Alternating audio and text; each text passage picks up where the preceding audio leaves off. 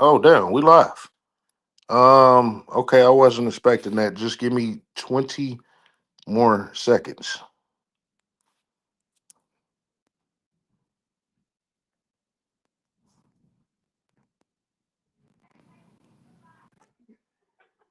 Okay, never mind. We live. Owner, am I showing up on Instagram? Hold on, let me check. Uh,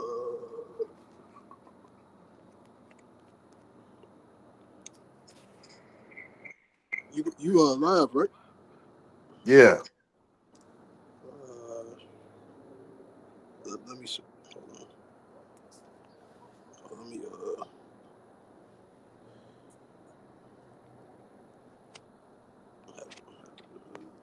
search the page. Okay.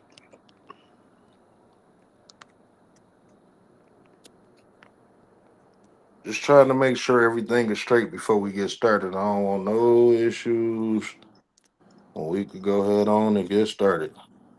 I can't see, like, cause when you go live, you got the ring around your icon. Yeah, that's what I'm saying. That's that. Is that up there?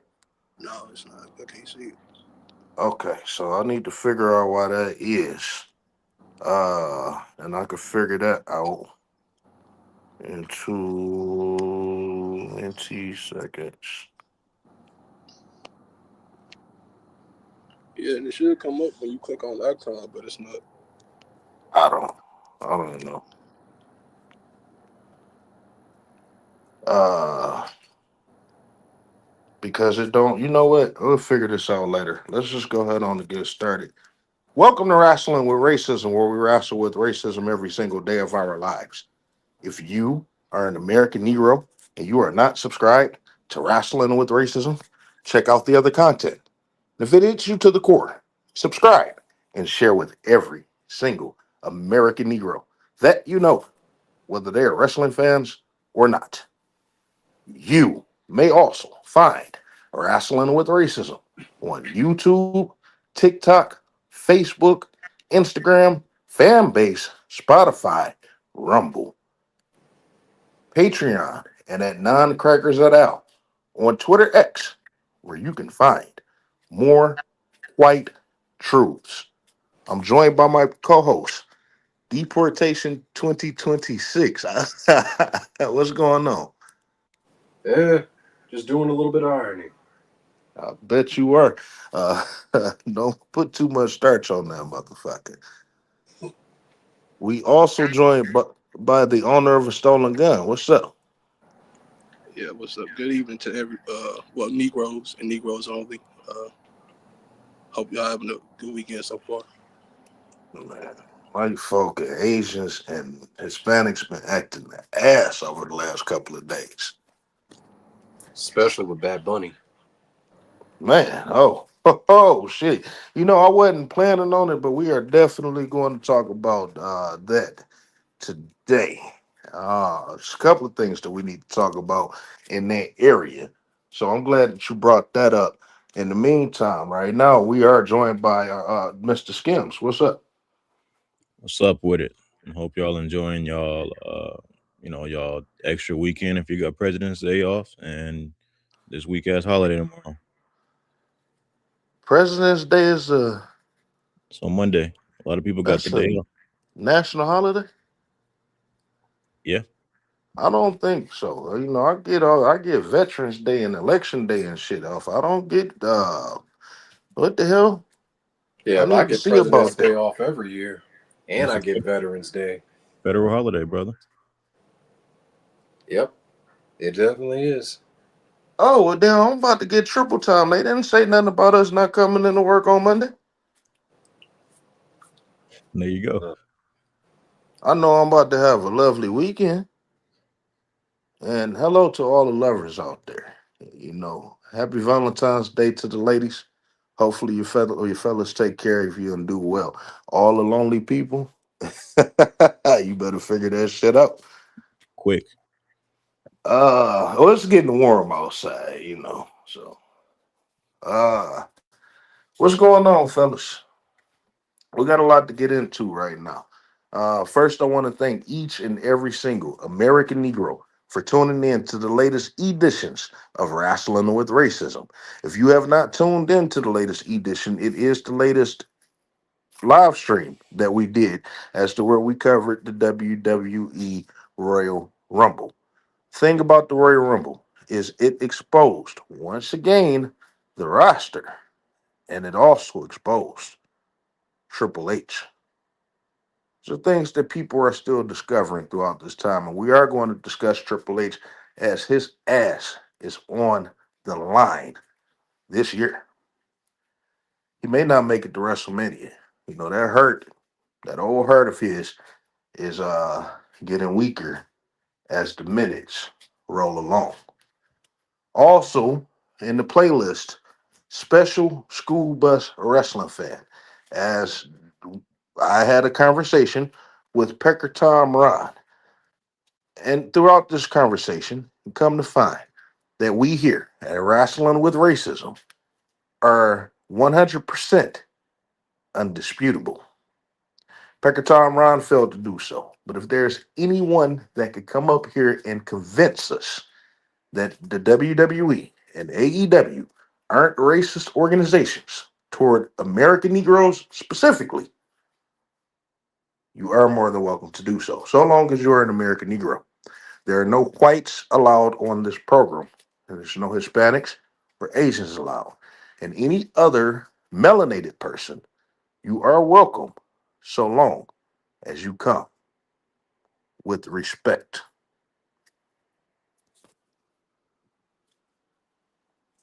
We're going to go out of order for just a little bit. Actually, no, we not. No, we not. Because, there's nothing really going on Raw. But it is something that I want to discuss on Raw real quick. Something that I just noticed. Owner, you there? Yeah, I'm here. Can I get an American Negro update on Monday Night Raw? It seems like if we're gonna if Javon Evans is gonna be a YN, he's all hippity hoppy. He's like the wrestling NBA young boy.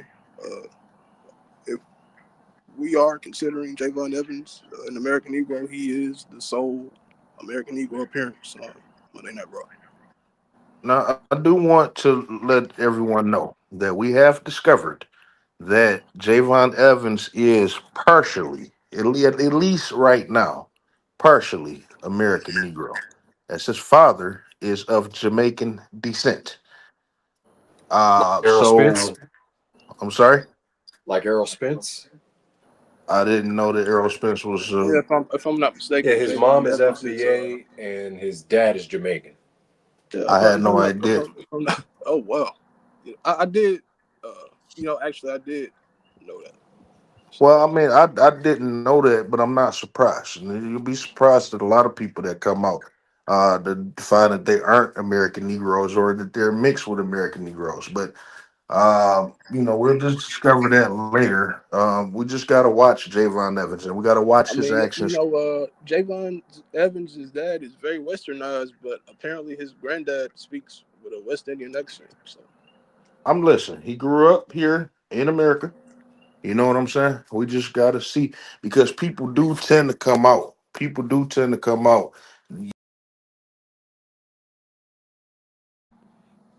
people do. You're Damn, right, you HB. know. People do.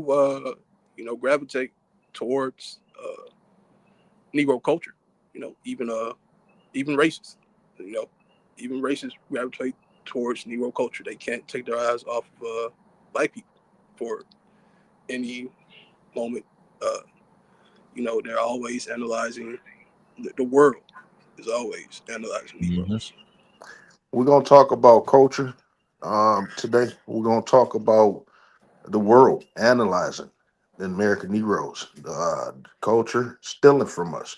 On top of that, because I do want to know, if Montez Ford today were to come out in a hula skirt, and take some fire and put his fire down his throat.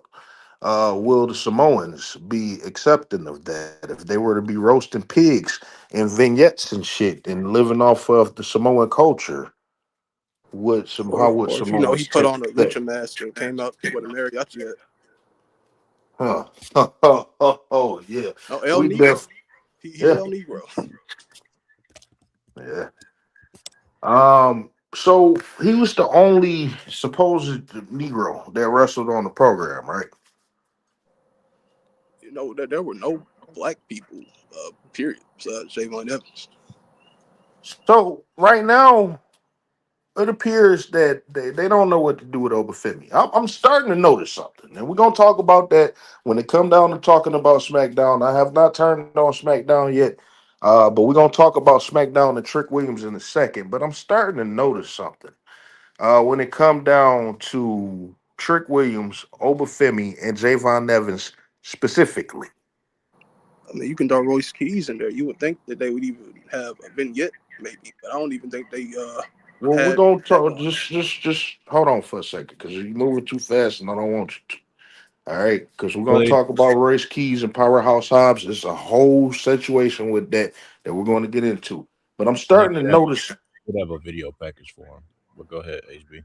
Don't need y'all to let me just say this for 30 seconds, please. I'm starting to notice something between those three specifically. They have been out of NXT since the end of the year. They have began appearing on WWE programming since the beginning of the year.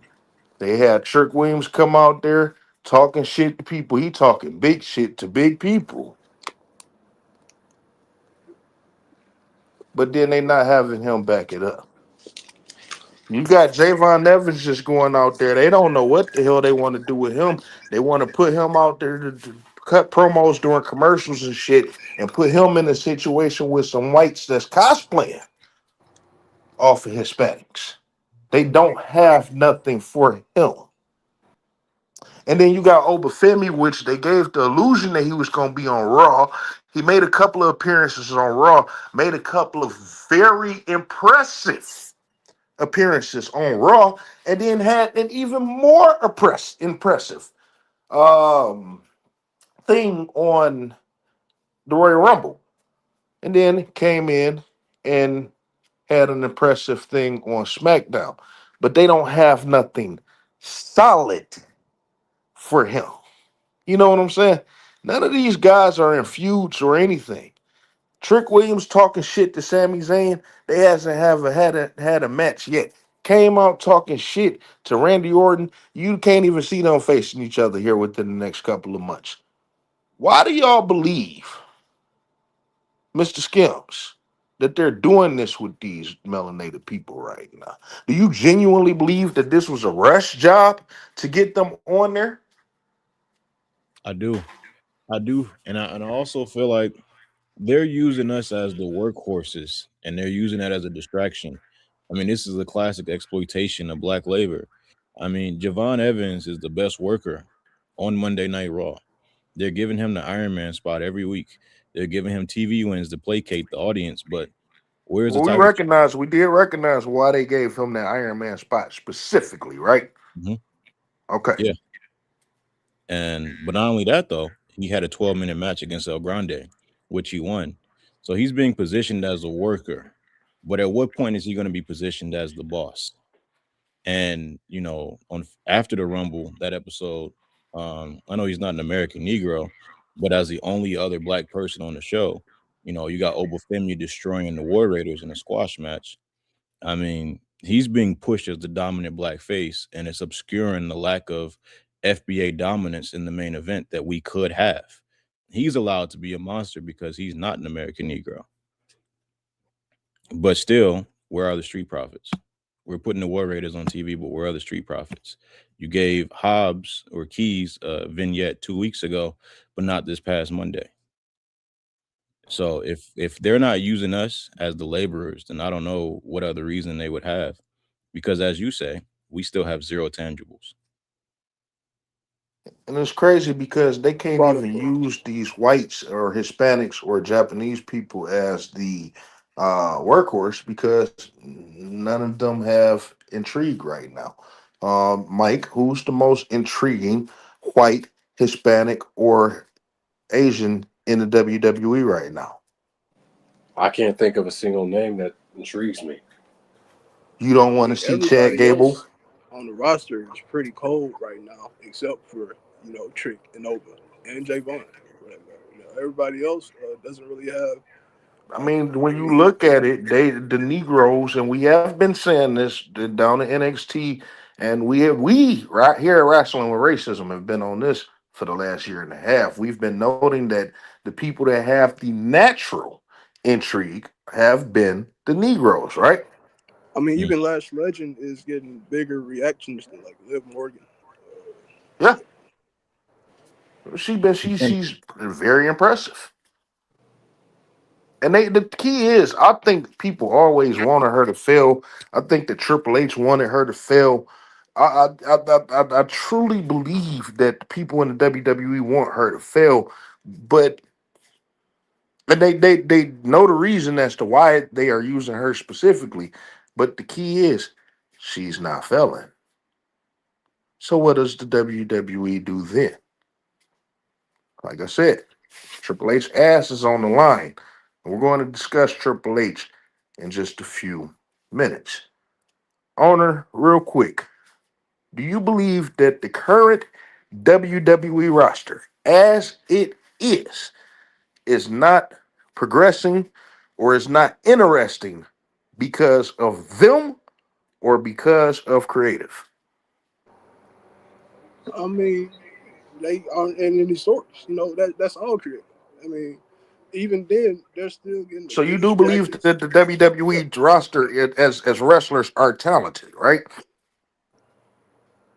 I mean, why would you hire these people if they couldn't if they aren't qualified? I don't know why white folks do half the shit they do. You asking the wrong person.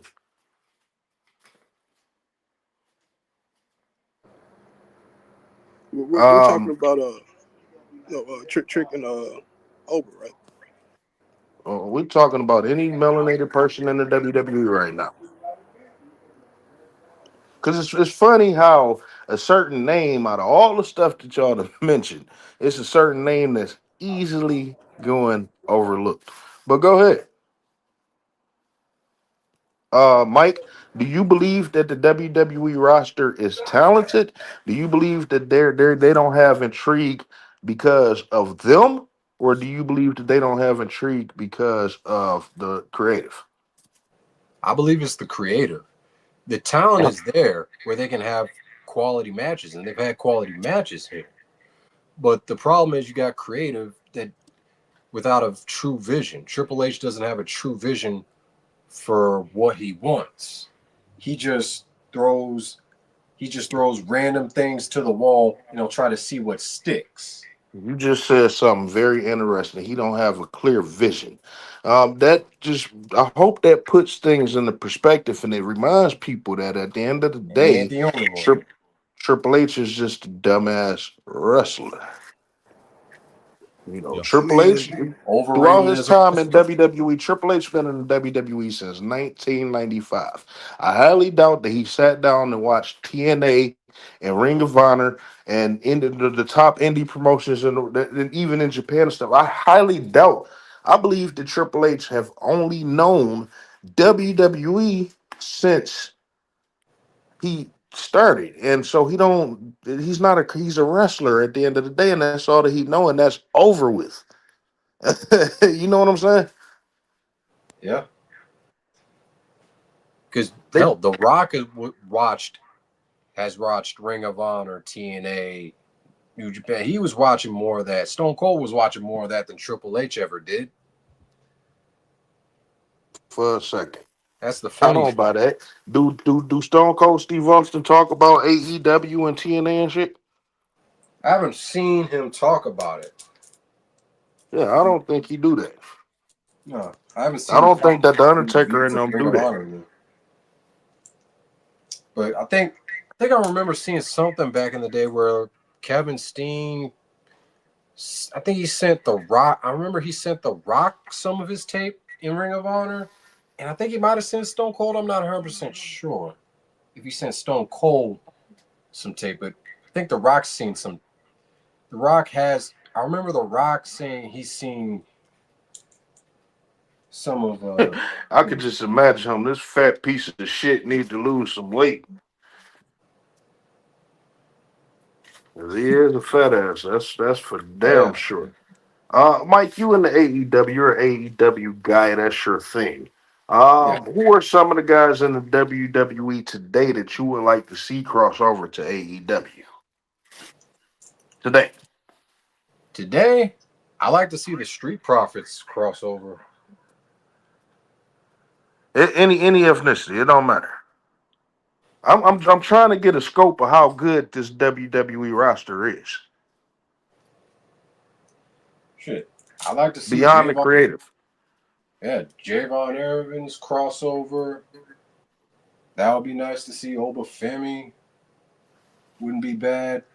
Trick Williams, I Bianca need you to come on. Belair. I need you to come off the Negroes real quick. I'm trying to get a scope of the WWE roster as it is outside. Because remember, we're separating the Negroes and the melanated people from the whites and the Hispanics and the Asian. I'm trying to figure out because obviously what the Negroes are doing and the melanated people are doing is good and it brings intrigue. But the stuff these other people are or aren't doing is not bringing any type of intrigue to me. But you do recognize that they do have some good white, Hispanic, and Asian talent. So who would you like to see out of those three groups go to to AEW? I wouldn't mind seeing Akira Tozawa go there. Mm. Shinsuke Nakamura when he's Oh my. motivated. Might get some motivation. AJ Styles definitely is one I'd like to see cross over to AEW. See him have matches with Swerve, Will Ospreay, MJF, Hangman Adam Page, Kyle Fletcher. Man, Some it do sound like they got talent, I guess. We're gonna talk about that when we get down to AEW. You know, those names sound appealing to people. Not necessarily saying me, but they do sound appealing to people. Um, we're going to talk about that because it's going 2026 is going to be a shift somewhere. We just going to see who take their shift properly. Um, Mr. Skims, who are some of the most interesting whites, Asians, and Hispanics in the WWE right now? If you had asked me last year, I would have said Andrade. Oh, Um, I'm asking you today. I know. I'm trying to say like they've let go one of their best in terms of talent. Other than that, I think Blake Monroe is a good storyteller. Um, who else is there? So Aruka has athleticism. She just has no direction. Um, you said Oh, what's up with you and this white lady? Because I'm trying to figure this out. Maybe I need to sit down and watch some of her matches. I I think think Dragon Lee is that's another one. who Dragon Dragon Lee. Lee. Yeah, Dragon Lee is my next name. I was gonna say Dragon Lee for sure. really Yeah. Yeah, he's solid. owner. Do any of these names seem like they got a point? Are these people that you want to see advance? Owner of a stolen gun is not available. So, with that being said, Nigga K. um, I like that Blake Monroe chick. I liked her when she was Mariah May. Um, and kind of cater to what I'm talking about right now. Mariah May, she was doing well in AEW. I think she held the AEW Women's Championship and stuff and had like the feud of the year, but she didn't Yep. hesitate to, yeah, she didn't hesitate to leave AEW. Now, when we talk about Powerhouse Hobbs, I don't want to talk about Powerhouse Hobbs right now, but he didn't hesitate to go to AEW. Some people just want to test the waters because at the end of the day, when you get into this business, you want to go to the WWE, regardless of if you just want to take see if they fail with you or see if they will give you the opportunity to succeed. A lot of people in AEW is facing that. They can show the loyalty right now, but when that contract is up, they out the door. Um, but how much of do you believe that tide is changing right now with just besides CM Punk, have they succeeded with any other person from AEW? CM Punk, Cody Rhodes, Ethan Page is the longest reigning North American champion. Um, who else we got? Blake Page was Monroe is in prime. AEW. Yeah, Ethan Page was in AEW. He used to be in tag team with Scorpio Sky called Men of the Year, and they were with Dan Lambert, American Top Team, which is like UFC, which is MMA. Now, Vaquera was set to sign to AEW full time. She was in CMLL. She wrestled Mercedes for the AEW TBS title, but at the last minute, she signed with the E. Yeah, right after they saw that match at Forbidden Door. So It was that Forbidden Door match that got her that contract with WWE. Well, the WWE is actually doing pretty damn good with her too now. Yeah. You know what I'm saying? Yeah. Just to show white folk that we here at Wrestling with Racism That's are not another. racist. We give credit where credit is due. And she's actually a pretty damn good white woman. Anybody else from AEW that came over and got success? Tia Hell just won the North American title. Javon Evans, jury still is out on him. You don't consider him AEW. He was just a enhancement talent. He got a tryout, and then they chose that he was too much of a nigger, and they failed him. Owner, is you there? Yeah, man. I mean, you can't leave out that a lot of those guys over there really can't keep up with Javon. So he would outshine a lot of people. In the He was WWE great though, in the WWE, I mean, think about it. How many matchups do he truly have?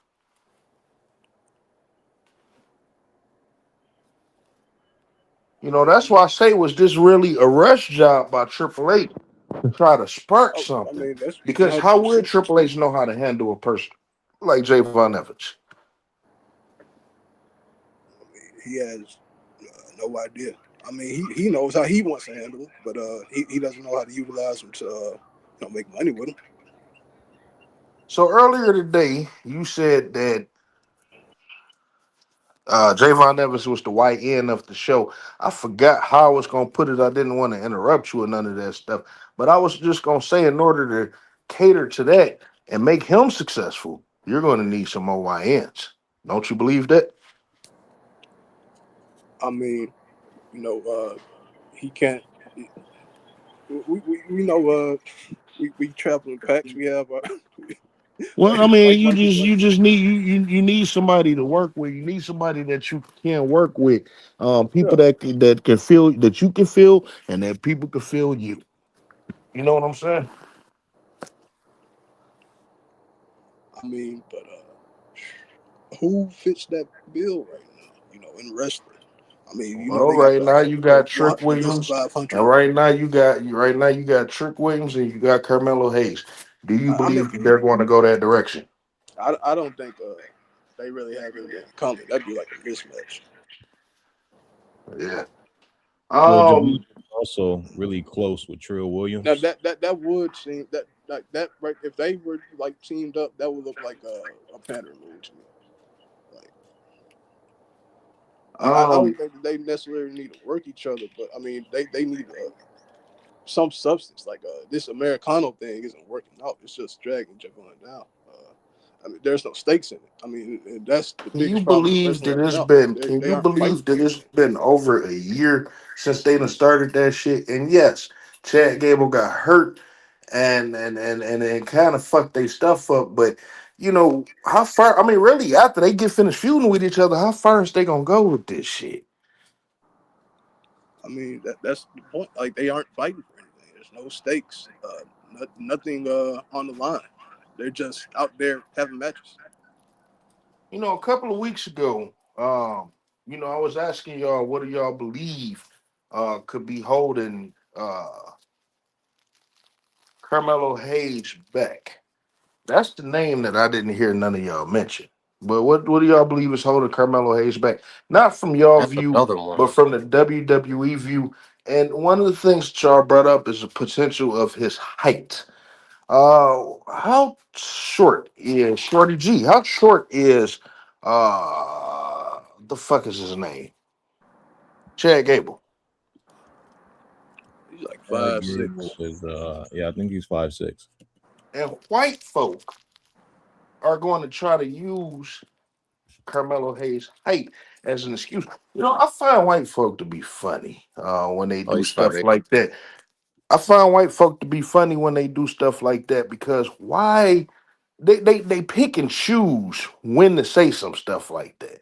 When he's not having success, they like he was getting his ass whooped and barely been featured on anything last year. White folk was saying that it's his height. But now that he has a little bit of success, they not saying that shit.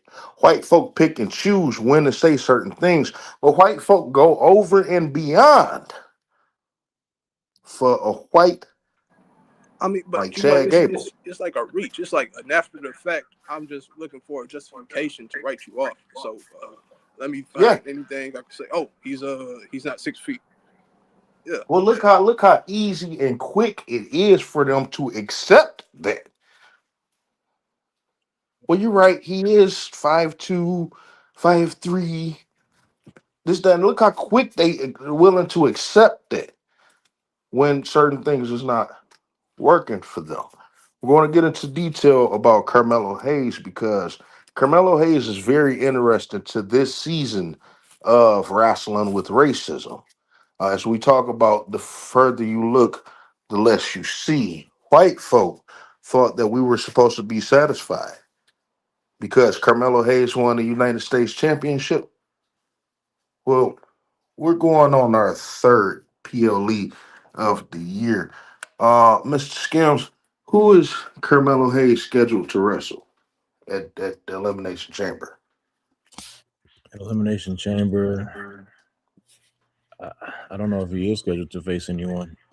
Yeah, so with that being said, this will probably be the third PLE of the year without Carmelo Hayes. I mean, we do have to remember that Carmelo Hayes, and mind you, this Royal Rumble, they didn't have no celebrities. You know, ISO Speed didn't come out, Drew Carey didn't come out. You know, they didn't have no special guests from a old, Victorian jazz and them didn't come out. Stone Cold Steve Austin and all them. This was a straight roster. And Carmelo Hayes was not invited to wrestle at this year Royal Rumble on the undercard or the actual Royal Rumble match. I mean, he hasn't defended that title on any PLE, and I think I brought that up on Twitter earlier this week. No, he hasn't. I literally just said they had three PLEs this year, and he hasn't appeared on not a single one of them. You know what I'm saying? And not even on the undercard. Um, because like I said, and their fight focus sit up here and blame the United States Championship. Well, if they wasn't doing shit with the United States Championship before then, and if they wasn't putting these guys on, having them defend the championships on PLEs and stuff in the first place, then why are white folk telling me to accept that Carmelo Hayes is the United States champion in the first place? Like he should be getting featured. Like they do those AAA shows. Like he should be defending the belt there. Thank you. Have one of those guys challenge for the United States title or something. Yeah, That's the story. you got Dominic Mysterio, going out there being all sloppy. Um, you know, going out to them shows with the Intercontinental Championship and shit, And he's been hurt, and he still come back in prime position. He had that title the whole time when Finn Balor could have been holding that championship the whole time that you've been out, right? JD Madonna, somebody. They don't put no care into championships, but they do put care into nepotism. Real quick, let's talk about the world title. Real quick, because Finn Balor is the number one contender for the world championship. Now, what's interesting about that is I don't have this note in front of me, but Finn Balor has not won a singles match since September of 2023. I think I saw the graphic somewhere. He had like the most losses of any superstar on the main roster. Yeah, he hasn't won a singles match since September of 2023, and he hasn't won a match of any kind. Tag team, 6-man tag, 8-man tag, 10-man tag, Royal Rumble, none of that shit since October. Now listen, I don't give a fuck. I don't look, he Irish. Irish people have people. Irish people have I'm sorry. Irish people have people. Um that represents them and their concerns. You know what I'm saying? So if Irish people have an issue with how Finn Balor is being booked or not being booked, y'all go ahead on and handle that. But my thing is this: why is he a contender for the world's title? And if that's the case, if all these random ass white folk and Irish people could get championships, then how come American Negroes can't randomly get championship matches? What's up with that, Mike? They do not want to see us succeed. That's the reason. And it's And always I'm been like that historically. They no, never they don't want to see us show them up. Because whenever we got something of our own, like Black Wall Street, you saw how great Black Wall Street was, and this was and we literally had nothing from that. We came from nothing. We were able to build something from that. Not like these these Ellis Island babies that say that, oh, we had nothing. It's like, no, you had government assistance. The creators of Black Wall Street did not have government assistance, and they actually built something from nothing. You Ellis Island babies, you had government assistance the whole damn time. So don't try to, yeah, but they always love to revise history. And the Irish love to lie about saying, hey, we were slaves too. No, no, no, no, no, no. You came to America and you got jobs that paid. Whereas foundational Black Americans, when we were enslaved, we didn't get paid, and we still haven't got paid.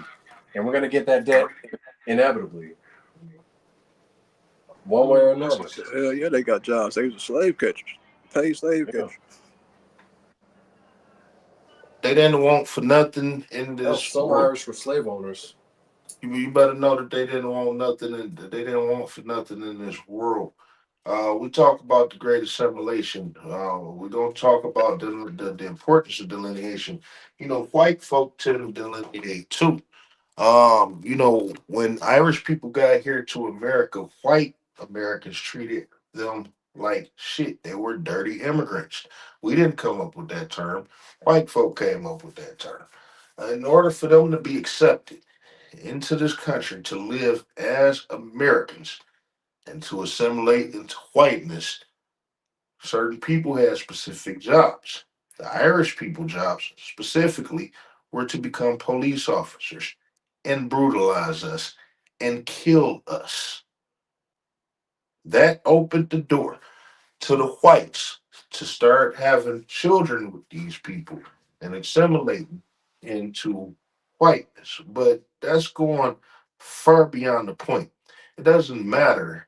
Actually, it is not necessarily going far beyond the point because so long as you got white skin, you could come into the WWE or you could come into AEW and just receive championship matches and championships. Again, how many American Negroes held the TNT Championship in 2026 and 2025? not just how many American Negroes held those particular championships over the last year and a quarter, how many American Negroes received an AEW TNT championship match? Besides Carmelo Hayes, how many American Negroes received a United States championship match? And how many American Negroes received an Intercontinental Championship match and a World Championship match?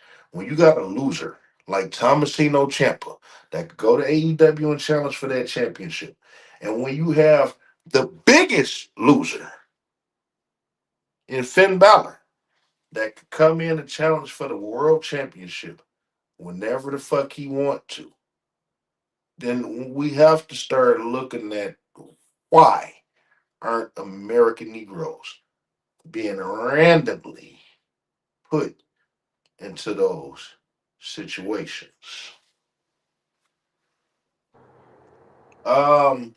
We're gonna go out of order really quickly.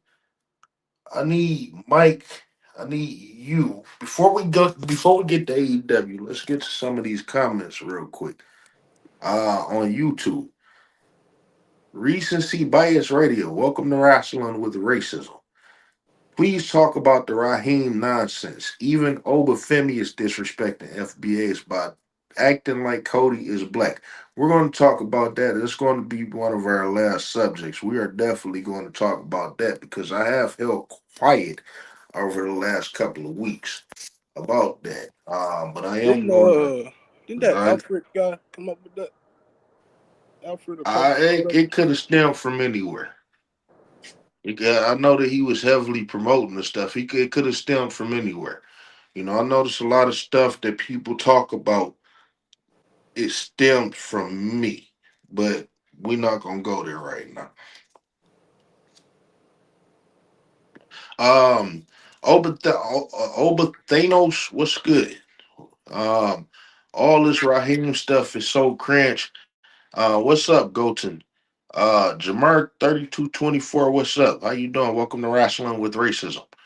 Uh Oba says, I want to see Trick Williams, B-Fab succeed and cross over. You know, they'll do better at crossing over than they will at succeeding. Um, but we're going to see. I want Zelina to cross over to AEW or TNA. They may do better with her than what the WWE have been doing.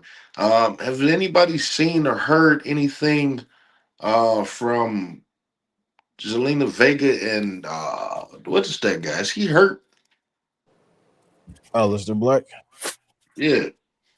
I don't know if he's hurt. He just ain't been on TV. Zelina was in the Rumble. No one cared. Yeah, that's the Damian Priest effect. You know, because I keep going back to say that white folk was telling me that WWE isn't racist because he faced Damian Priest in the draw. But where does facing Damian Priest lead you to? I mean, Damian Priest is a total jobber. I mean, Man, what is his purpose? I still can't believe he held the world title. like what is going to a draw with him? All that does is that's an L for you. Oh wow. Would Damian Priest be the only star that Triple H created? That's the only new person that never held a world title that held a title since he got there, right? Man, all because he had that Bad Bunny match. I think so. Oh boy. He didn't do shit in the Ring of Honor. He had I think he had the television championship. If I That's remember. about it. He got it one time. Yeah, he had the Ring of Honor television championship. Outside of that, He had it for 100 days though. yeah. Conspiracy, Chester conspiracy. I don't know what you mean by that. If you want to elaborate, or if anyone know what Christina Cochran is referring to, that would be good. Real quick, Mike, because this is very important. This is very important, not just for today, but for the season, this season of Wrestling with Racism, the year of the ungrateful. As we start to see more melanated faces as we start to see more melanated faces on WWE television, we start to see less in AEW, or have we? Can I get an American Negro update on AEW Dynamite, please? Yeah, we had for AEW Dynamite. Hold on. God damn. I So tried to set you up. I went to the comments and everything. I set you up to be ready. No, we had a private party come back this week to lose, along with Wesley. He lost in that match too. Jet Set Radio is the team name. Kevin Knight. Jet Speed. Yeah. Did they have a match or was that a segment? But he was on the show for sure. But that tag team is just that Mike Bailey guy's an albatross. Well, I need the complete update. That's why I need Mike to do your thing right quick, Mike.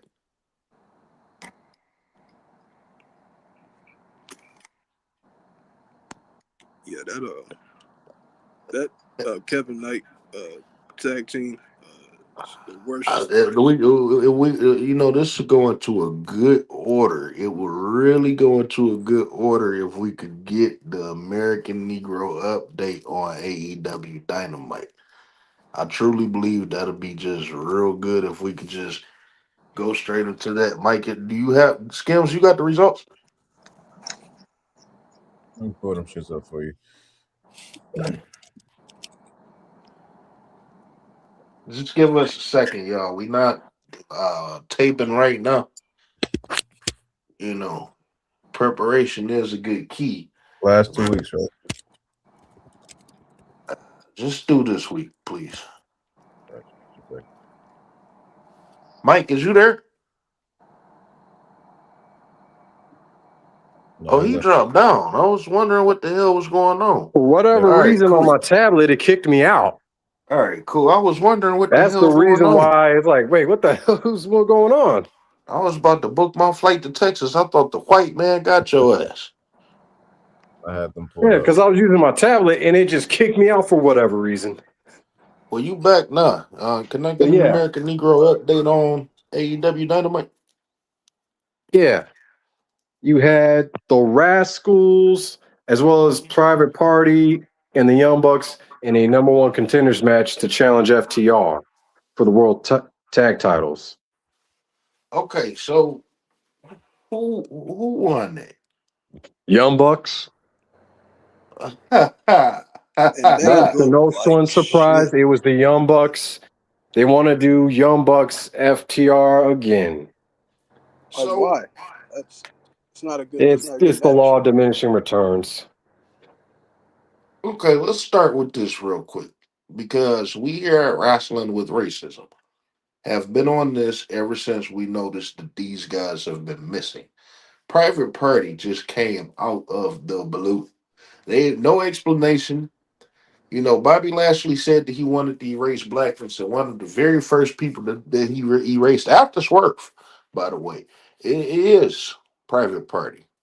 Mike, where have Private Party been? I have no idea where they've been. Nobody they just knows. disappeared off the face of the earth. Nobody knows exactly where they've actually been. And then they come back randomly. No advertisement. No, we've been hearing talks. Dave Meltzer haven't been talking about it. No reports of Private Party potentially No making promotional videos either. quick return and stuff like that. No promotional, nothing. And then they come back and then they put them in a triple threat tag team match. And then they lose. Yep. That's the exact situation that's happening. They most likely saw Powerhouse Hobbs in the Rumble and said, "Here, damn." There we go. So this is why we shouldn't be grateful, and this is why we shouldn't be satisfied. Powerhouse Hobbs absence from AEW was a big hit. It really truly was for American Negroes because as he was the second most successful person in AEW, American Negro in AEW, besides under Swerve Strickland, I should say. And that's unfortunate. And then he left. Now, the reports have been that he left on good terms because he wanted to come to the WWE and try his hand and stuff. But then the reports over the last week have been that he wasn't happy with how he's been presented in AEW. You know, Mike, we here at Wrestling with Racism, along with our correspondent, Duke from the Duke CT Lounge, have been high advocates of Powerhouse Hobbs. We advocate for him and we want to see him succeed as he is in the shape that most professional wrestlers should be in today. And it's natural. And he got so much potential to be greater than what they presented. They just won't do it. And now he's gone. And it's noticeable because every single week we ask for an update on American Negroes, and Negroes is just not there. So we also note that the act of pandering could be worse than the act of racism itself, right? So let's Yep, start at looking any more. time. Yep. So let's start looking more toward the future. They brought Private Party back. They're not even the number one contenders because the Young Bucks are. Do you believe that they are paving the way for the Young Bucks, I'm sorry, the Private Party to feud with the Rascals right now? It wouldn't surprise me if they did that. I almost expect them to do something like that. Now, That as an way they act can of pandering, right? pacify the foundational black Americans. And yep, it is an act of pandering. They're most likely, I'm willing to bet that they're probably going to go that route and have them feud with each other. I mean, That you way got to it's think like, about this. here, Why? damn. You got to think about it like this. Why did the Rascals, what did the Rascals do to get a number one contenders tag team title match? Let's see. I think they've won a few They just got matches it on off Collision. face Most likely winning a few matches on Collision. See, that's what I'm saying. I'm confused about a lot of stuff because a lot of stuff is not making sense. And once again, when it don't make sense, you just got to look at it as an act of pandering. You feature the Rascals on Collision, a program in which nobody watches. Okay, and apparently they've been doing so well down there that they get into a number one contenders match, and then you bring Private Party up randomly just to have them lose too. Now, if you want to put these two in a tag team feud, how far do you believe they're going to take it? I want to talk about the future of Private Party since they threw them out there. Now, mind you, I do want to recognize that Scorpio Sky has been missing for well over a year. Even though he recently came back, he's missing again. Do you believe, owner, that this is where they're going to go with Private Party? just to have a black feature. Yeah, they're just gonna roll them out. They're the new Negro workhorses for AEW. Um, Keeping it 100 with Malik. Welcome to Wrestling with Racism. You said that you saw that Private Party is about to make their exit from AEW and sign with NXT. Those were strong reports about 2, 3 months ago, a little bit before the end of the year. Those were strong reports. But they are still under contract, and I think they're under contract. I think one of the guys got hurt, so they got to kind of extend that a little bit. And see, that's what I'm talking about.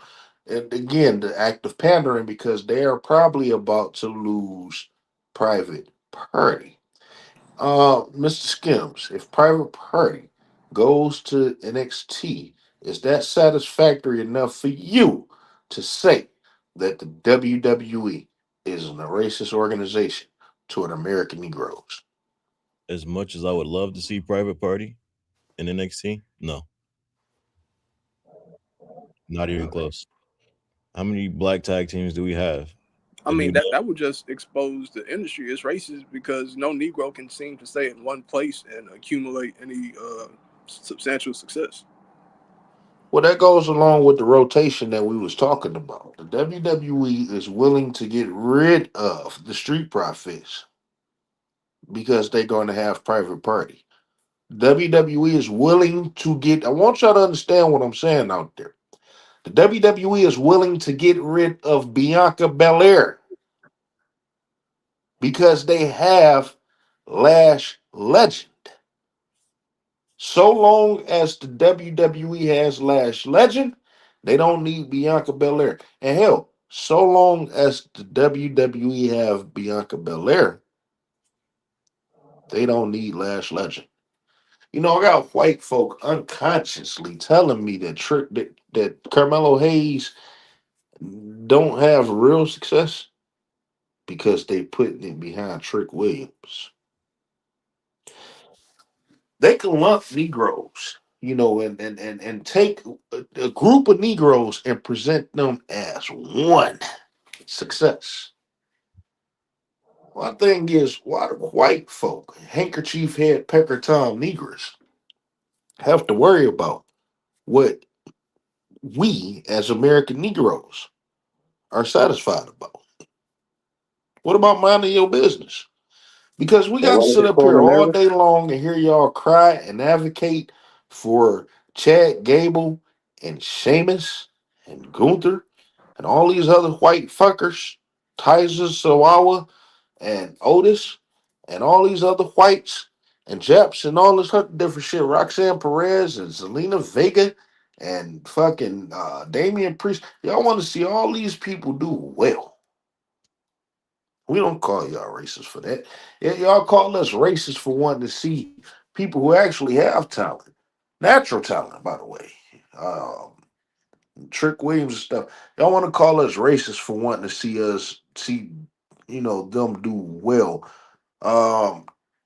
on the separate basis at the same time.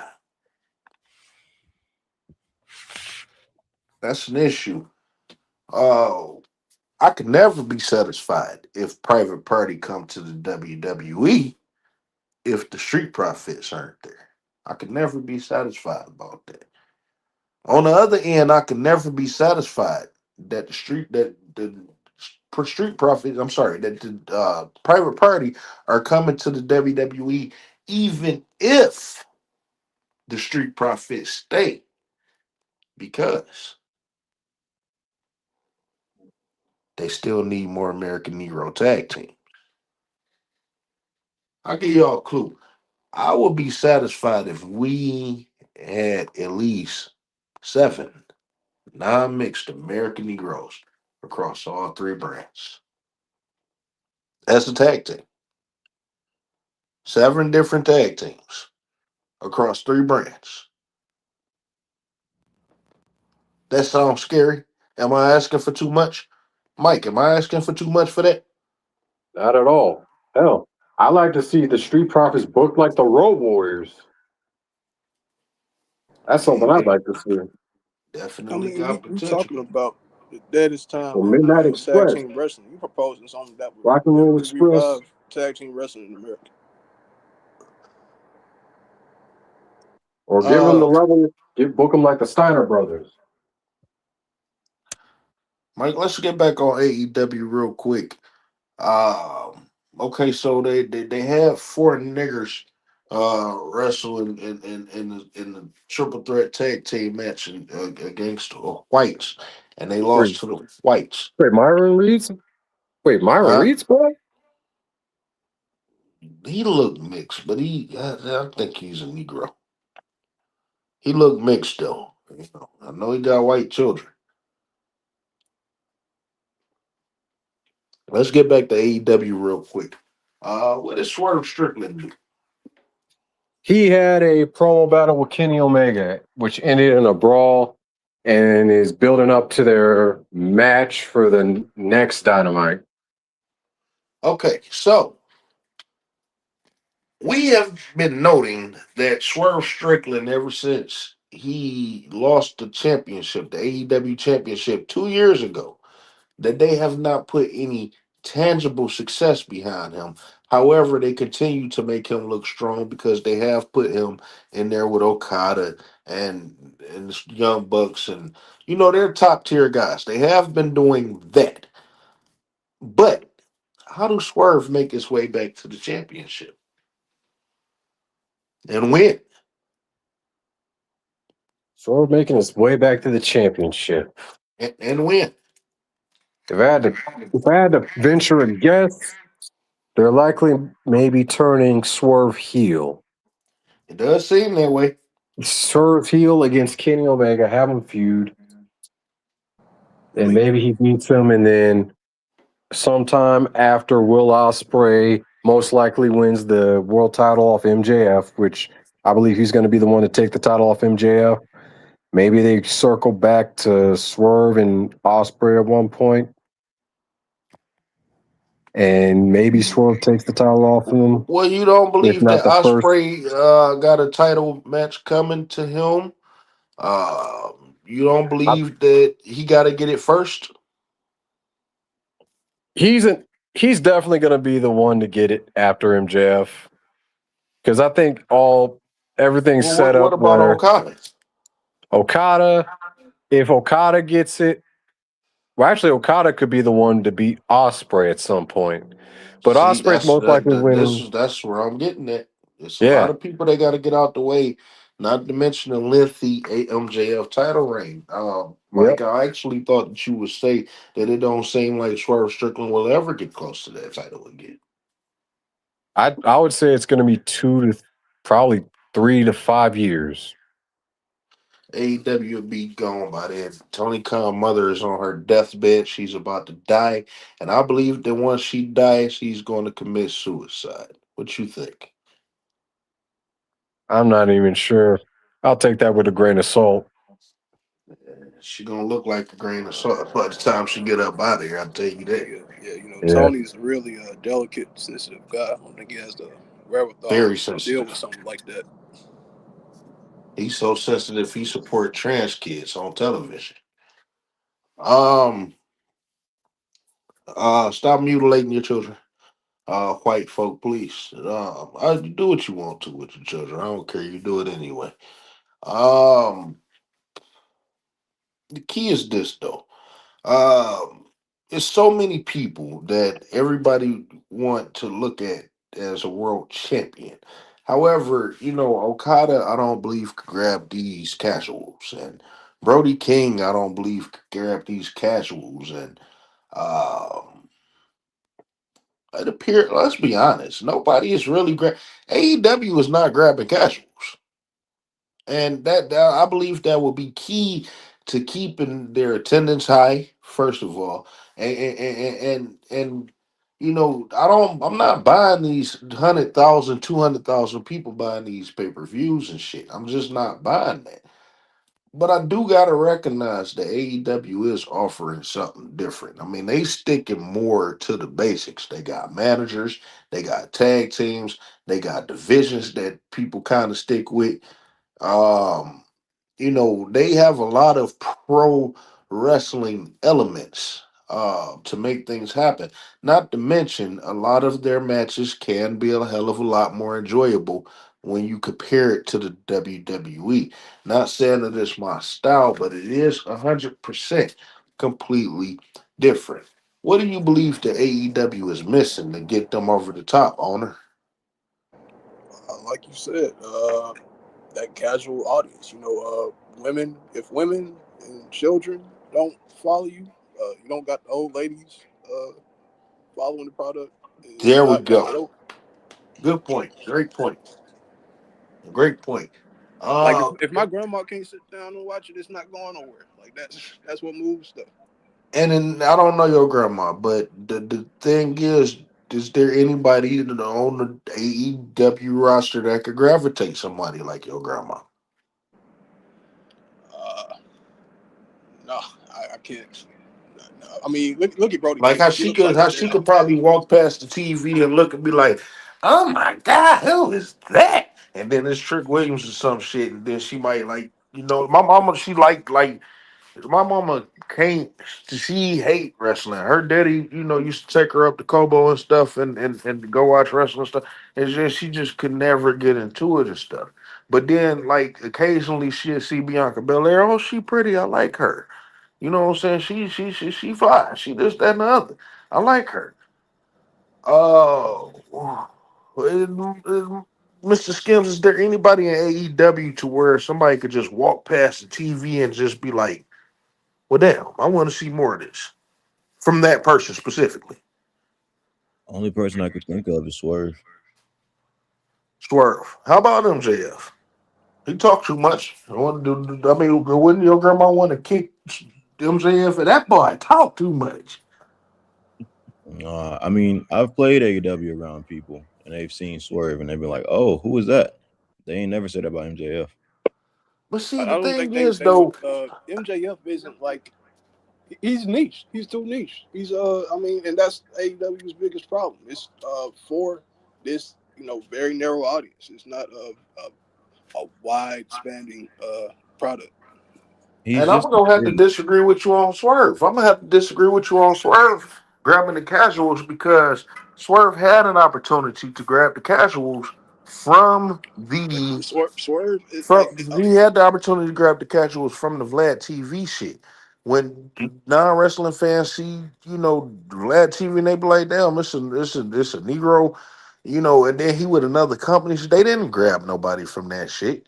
I think And it's Swerve is the type of wrestler that's like a Kenny Omega and a Will Ospreay and stuff. That shit don't grab well casuals, so Swerve is not that guy. Was that nigga even because on those. TV I mean, the during that Vlad character of shit? Swerve. The character of Swerve. He's supposed to be like he's supposed to be cool, but like the real person Swerve isn't that charismatic. Like Kenny Was Omega is a video game nerd. The Ricochet isn't a gregarious like I can see him doing like a stand up routine. He of course his biggest drawback in WWE was the mic, and they kept picking at him about being a bad talker. But these guys are really nerds in real life, so they don't have that magnetism. was Swerve even on TV actively during the Vlad thing? Because what I was talking about was before. That was 2024. Yeah, he was active on TV. He was in the midst of getting the world title match. Matter of fact, it might have came out, right before Dynasty or something when he got the title match. He was active. Real quick, because we've been going for so long. Real quick, let me address some of these comments real quick. It says, hello, good evening, and thank you for welcoming me to your channel. I think I saw this information 3 days ago. NXT General Manager just signed a couple of new faces. I'm gonna have to check into what you're talking about. But that are going to appear on the actual showing in the next couple of weeks, like Callie Armstrong. Jazz has just joined the professional thing as a coach. So we're gonna talk about Jazz in just 1 second. Just real quick, I want to introduce Foundational Bearded America to the program. Welcome to Wrestling with Racism. What's going on, y'all? Y'all can hear me? Yeah, we Yep. can hear your late ass. Loud and clear. Fucking been going for over an hour and this motherfucker going, can you hear me? 1,000 apologies for my tardiness, but it seems to be I'm very on time for the American Negro appearance on this evening's edition for SmackDown, as Trick Williams is looking very impressive. Yeah, I believe him and Ray Phoenix is gonna do well. We're gonna talk about SmackDown. We're gonna talk about that once SmackDown is over because there's something in particular I want to talk about when it come down to Trick Williams and Ray Phoenix Mm. match. But real quick though, I do want to talk about the Jazz situation. She Hmm. has just been signed as a coach to Performance Center, and that's great. I'm happy for her, and this is what we need we have to start. If the WWE is gonna change their landscape, they're gonna have to change their landscape completely. Because there are no American Negro scouts in the WWE. There are no American Negro trainers, and there are no American Negro creative writers, and there are no American Negro producers. There are no non-mixed American Negro producers in the WWE right now.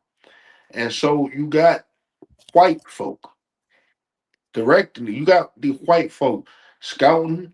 You got white folk training these people. You got white folk writing for these people. And you got white folk producing these people and directing them to act more black and to wrestle like this and to do like that. And there's no real connection. There's no cultural connection. Even if it was fake and phony, that's no real connection.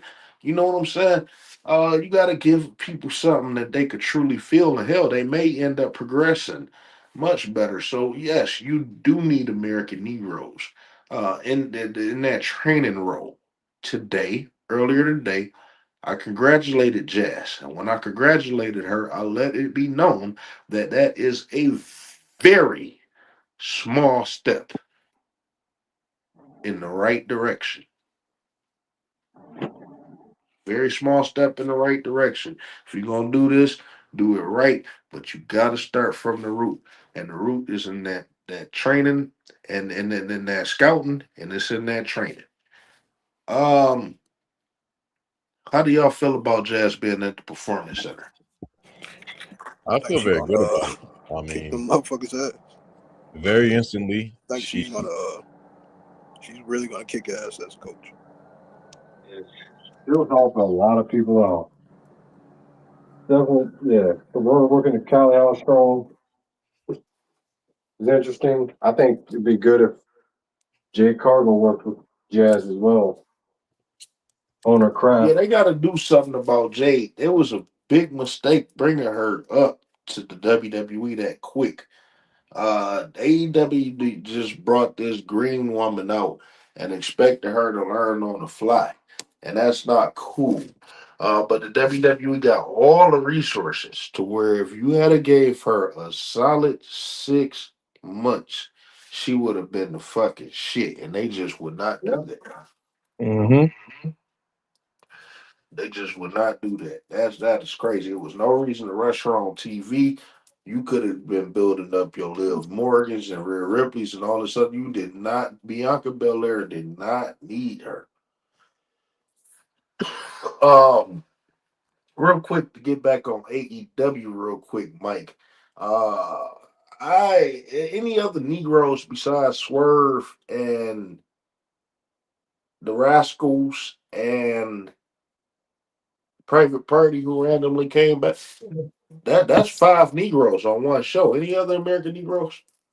They had Stokely Hathaway come out after the tag match, and along with Okay. FTR, I think, if I remember correctly.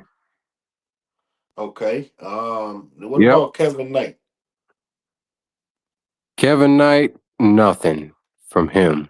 Okay, so let's talk about the future real quick with Kevin Knight because they tried to do something a couple of weeks ago with him, and it's crazy because he had a standout match against Swerve, right?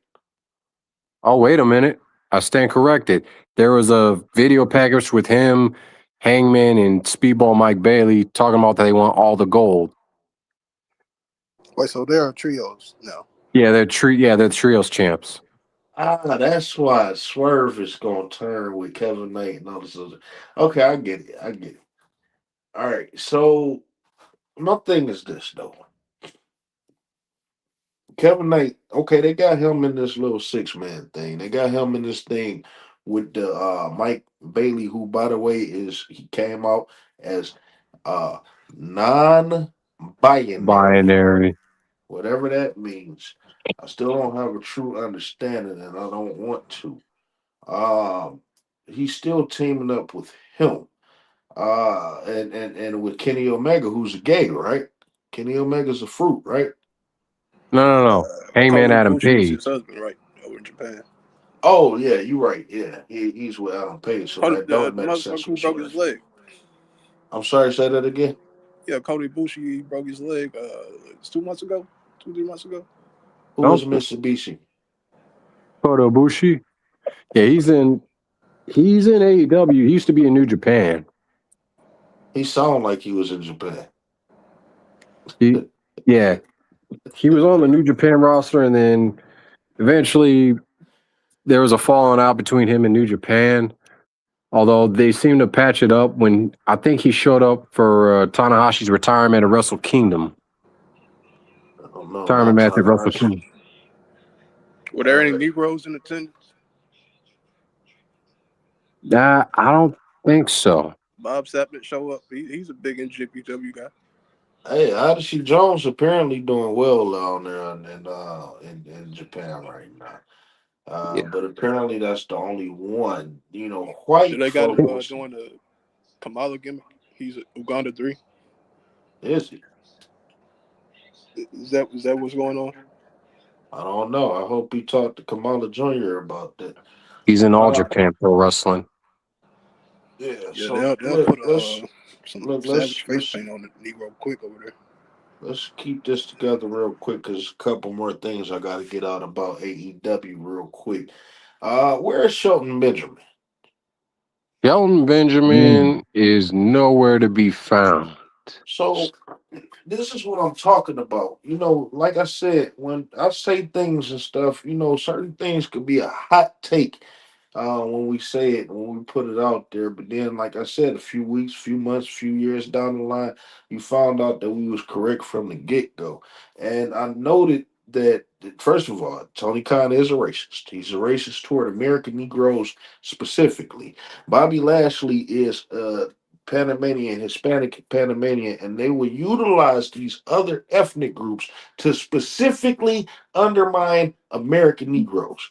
This week, the reports, not the reports, but it's been a big trend on Twitter that Shelton Benjamin has never held the world championship in the WWE. Is that correct? Is that accurate? Has Shelton Benjamin ever held a world championship anywhere? I think the closest he's gotten was did he have ECW World answer an title. open challenge or something? Did It he was the win the ECW ECW World World title Champion? in that ECW. Did he win that? Yeah, he He held it did. at one point.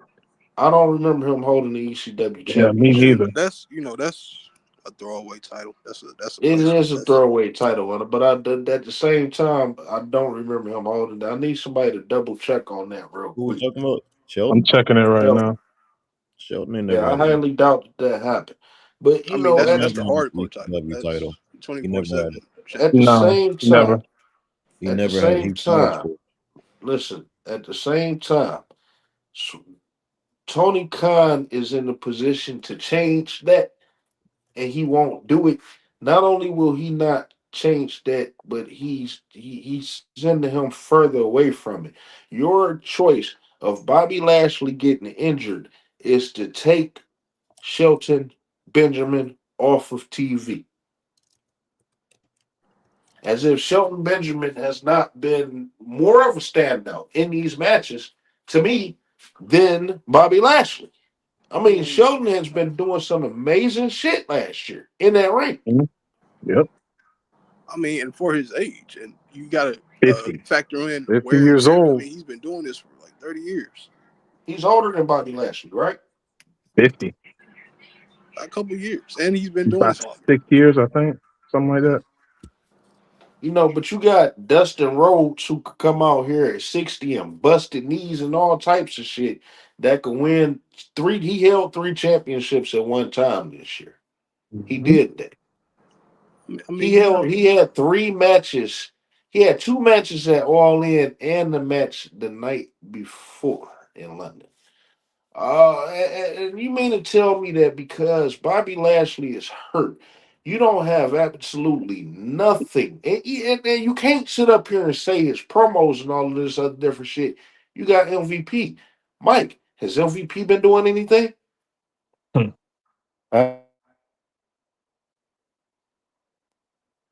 You breaking up?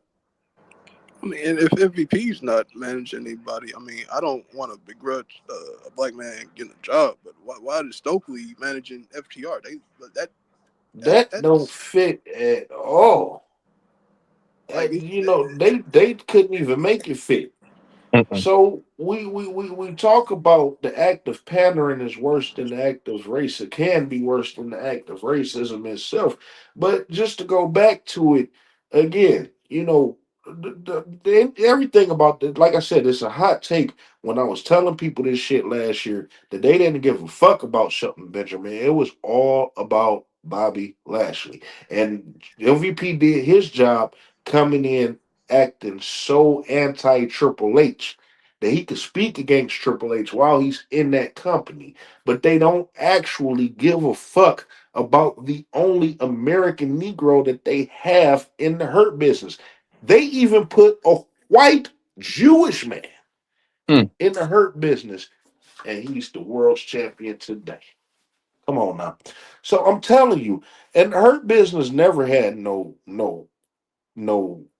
purpose, because you would think that everything that they did with the ops that they would have done with the hurt business. They could have been 6-man tag team champions, and Bobby Lashley or Shelton Benjamin could have held the world championship, even if it was for a month or two. And they just won't go that direction. You know, their exit is going to be ugly, but at the same time, they still up there in age.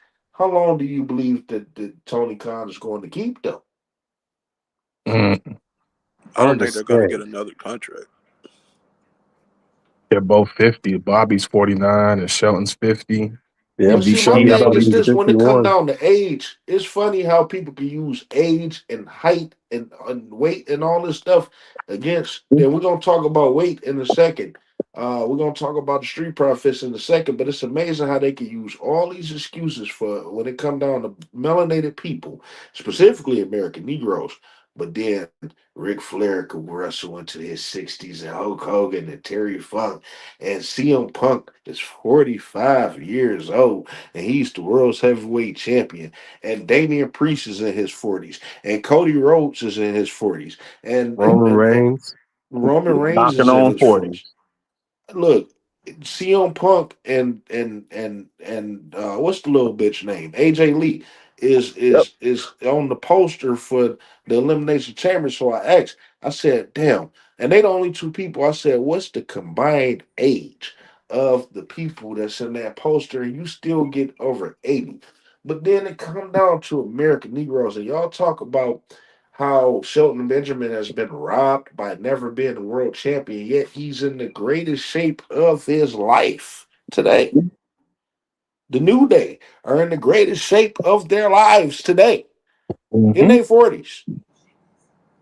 I mean, they really don't want to see that though. I mean, that's even worse when you can't deny them. I mean, it's the same thing with NFL. I mean, it's not about these guys being talented. It's about they're all black.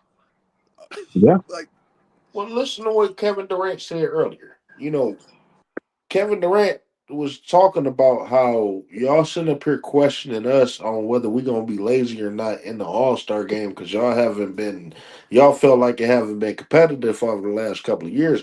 But are y'all asking these Europeans this and these other people this? You know, Jokic is known for being fat and lazy and shit. Luka I Doncic, mean, they people. literally traded. They Dallas Mavericks traded. They let's not get it twisted. I know why they traded Luka Doncic because they did not want to put $200 million behind a man that they feel got the potential to be fat as hell within a week. I mean, we watched him guard nobody in the finals. I mean, they just attacked him for 4 games straight. That was a sweep, right? Was it a gentleman's sweep? But these guys aren't going to play any defense or really give any effort on that end of the ball. Physical stuff. I mean, they And known for remember what being. that they weakened. Remember that they weakened. They say that they weakened the league up for Jordan, and then they turn around and weakened the league up for LeBron. Well, look who is all the way weak for it now. I was just gonna say that's some bullshit because those are the same people calling the league soft. Yet these Europeans are just playing like 2K characters. but they got the personality of a shoe. As I said, Yeah. Jokic could put up the greatest numbers in the goddamn world, and that shit is not gonna make me watch. International people is just not appealing in America. Jokic said it himself. Basketball was not his number one priority. He was a fat kid. He did it because he had to. And now that Dirk he has a Nowitzki, ring, okay, Dirk Nowitzki, it wasn't his first choice. He wanted to be a handball player. there you You go. know, that's my favorite player. For white folk, just to let y'all know, Dirk Nowitzki is my favorite player of all time. So white folk can kiss my ass. I'm not a racist. I mean, By the way, I can respect Cooper Flag game, because he is from America. He grew up playing against American players, and that I competitive can't stuff. respect them. I don't, ever since 2020, I can't sit down and watch this shit. I just can't watch it. When they botched that boycott, it's been hard for me Yeah, to sit down and watch basketball. I yeah, cannot do it. And then they got Cooper Flag. Dallas always been, since the 2000s been built around the German Dirk Nowitzki, and you can't deny his talent. And then Luka Doncic came in, and you can't really deny this offense. But Cooper Flag is just the American white. Yeah, they went down to the American white, and that just don't work for me. I could never be a Dallas Mavericks fan again. So I don't know how he's been doing and how well he's been doing and how well he hasn't been doing and all that other different shit. I hope he have a heart attack on the court and never be able Well, to if we play talking again. about white basketball players, I think the best came from this continent. Steve Nash, John Stockton. Oh yeah, without a doubt. They not white Americans, are they? I think what's his name, like Polish or something, ain't I mean, he? Yeah. ain't they all though? Steve Nash Stockton was got a bit Stockton like Polish or some shit like that. Steve Nash was born in South Africa. His father's from England. Yeah, so Cooper Flag may be the only good white American. You haven't had no good white Americans really since maybe Chris Anderson, Larry Bird. I don't know. I mean, they didn't right Larry Bird. I mean, that's when white people was Uh, most engaged. Chris Anderson was the only white American I could think of that quick. I just every time I think about Larry Bird, Jason Williams. there you go, J-Dog. Yeah, People, white people. That's the most engaged white people was with basketball in the past 30, 40 years. Larry Bird, Celtics. And they've been looking for him. They've been looking for him. They damn sure looking for him in boxing. But they just not Jason gonna get it Kidd. like that. White Americans is the weakest group of people, and they the weakest group of whites. I'm telling you, y'all look in the UFC, y'all look in boxing and shit, and all these whites, they not Americans. All the nope. ones that really truly win, they not Americans. The last one was Kobe Covington. He sucks. I do want to congratulate I mean, Justin Cade Gaethje, ain't he Cunningham. on Cade losing Cunningham streak? bought into the Texas Rangers, Oh, which I think used to be owned by George W. Bush. He might have got his shares and shit like that. So I give it to him for investing into. Obviously, I don't believe he could buy another NBA team while he playing in the NBA, but he taking that step and going off into different territories. So congratulations and stay mhm. successful. Real quick, I gotta go back to AEW. We're gonna get ready to wrap it up with AEW because something happened to AEW that we really need to focus on. Over the last couple of years in the WWE, a lot of focus has been put on Bianca Belair. Now that kind of faded, and then her injury just made it worse. Um, Mike, we got a new AEW Women's Champion at AEW, right? Yep, Tekla. Who is that? Who is the hell is that? Yeah, Tekla. She used to be in Stardom for New Japan, and I remember she used to be in a faction with Julia there. Tekla is like Danish or Finnish. Or She's Austrian. yeah, she's from over there. Now I want to state this: it's 2026. What year did AEW come out? Like 2019 or some shit. Yep, 2019. So 7 years going on 7 years, if you want to be specific. And how many American Negro, non-mixed American Negro women ever held the AEW Women's Championship? We have still yet to find a full-blooded foundational Black American woman to hold the AEW Women's World Championship. I mean, the Not fact that Athena one. hasn't even won the championship yet is disgusting. Well, That's- where is Athena? Well, Has criminal. Athena appeared on AEW television in 2026? She has not appeared.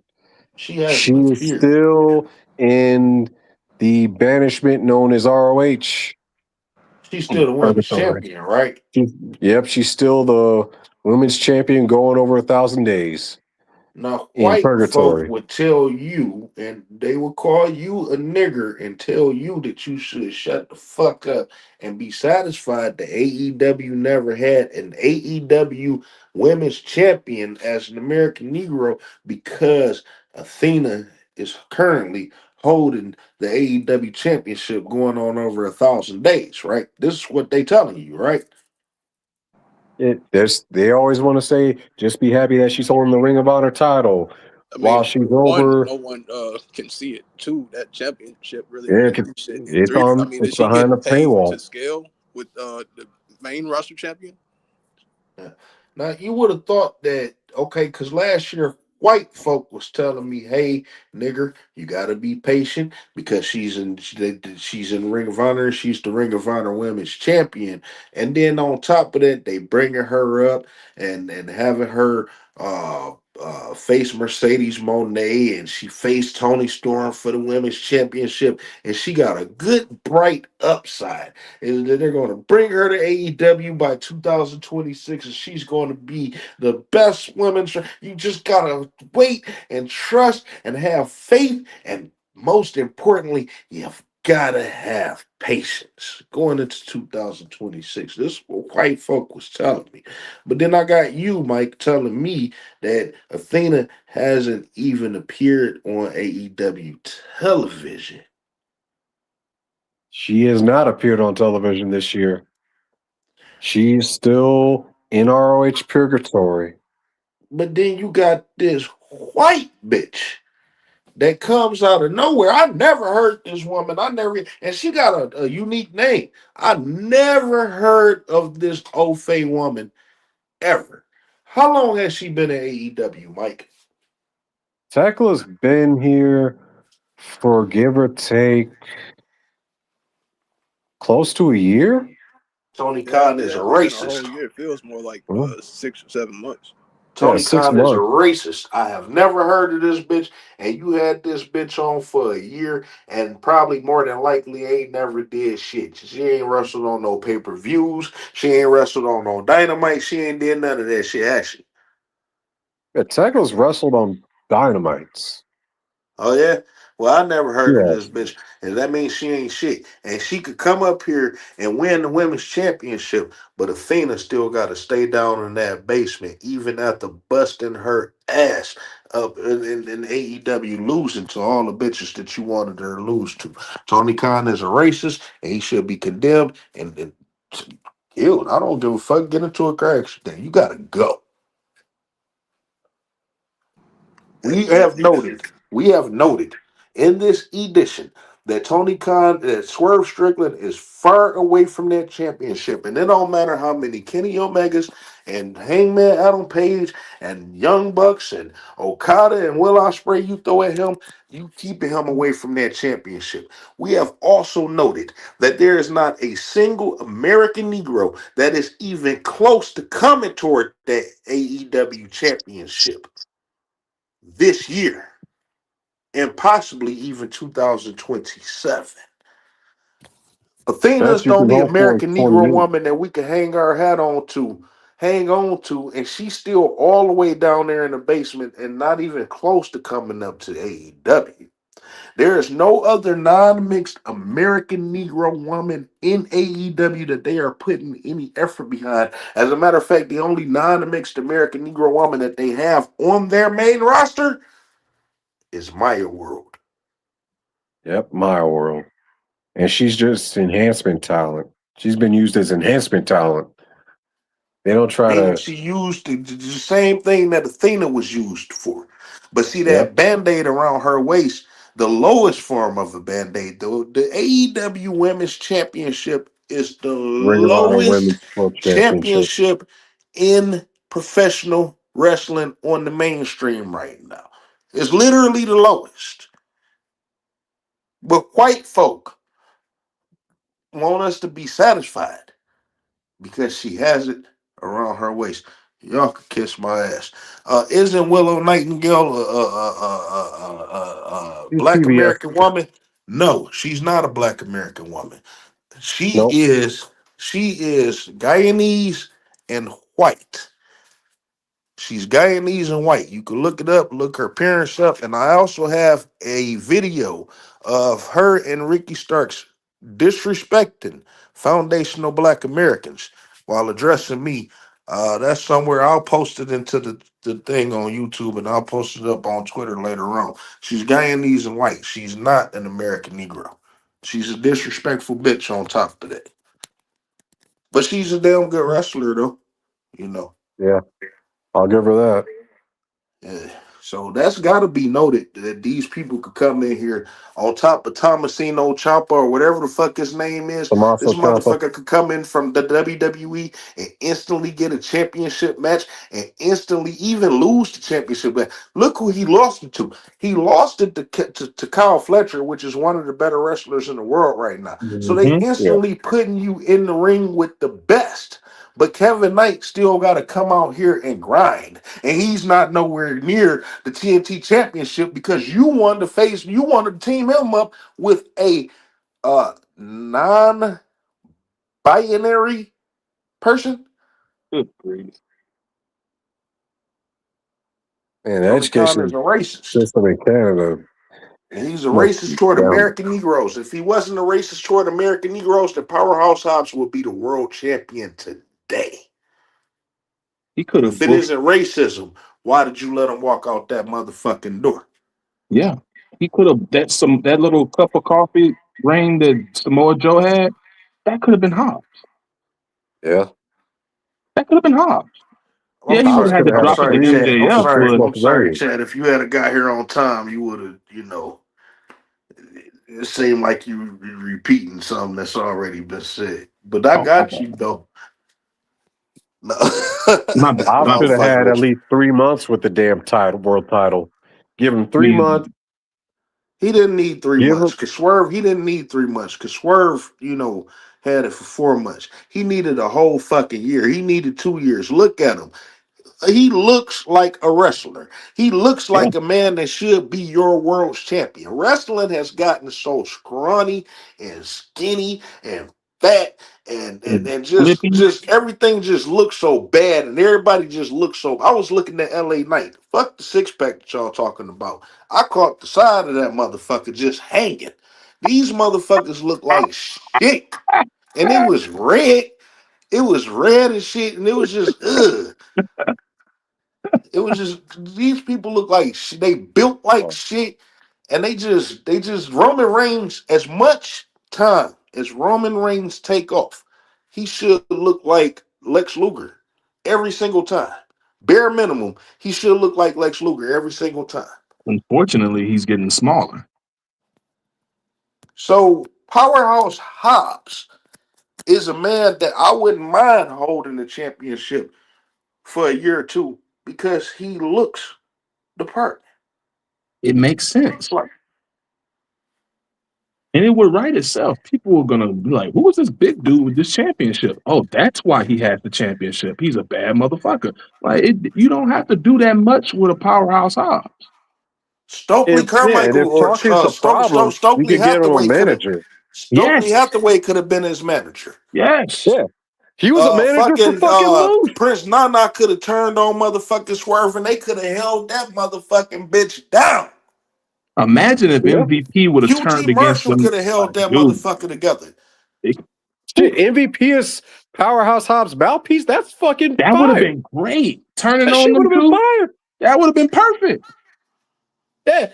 Yeah, you But do that. mouthpiece or not, you got the most realistic looking person. You know, It's not even about the look. Like, AEW he's don't good get in the over with ring. casuals because look at these motherfuckers. Look Yeah, at the Young Bucks. Look at them. Look at the Young Bucks. Shaggy Bill.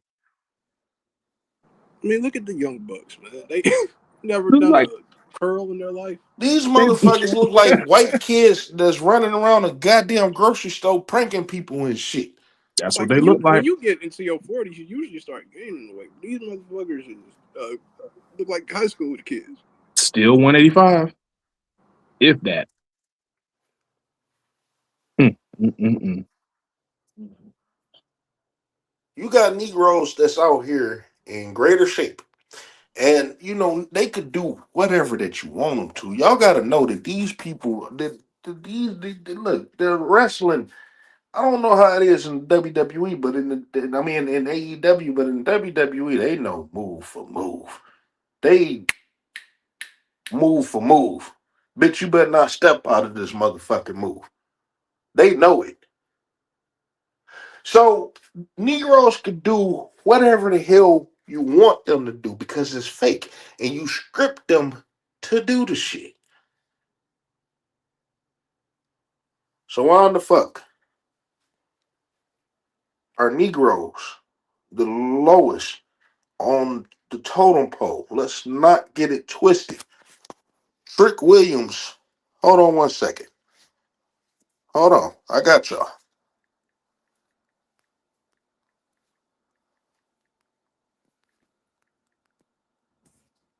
I got y'all. Because we could talk about the success of Trick Williams 2005 all day long. He had 58 matches.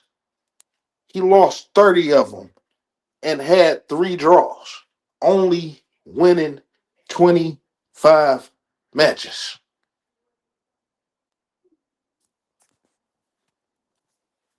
We could talk about the success of Lash Legend.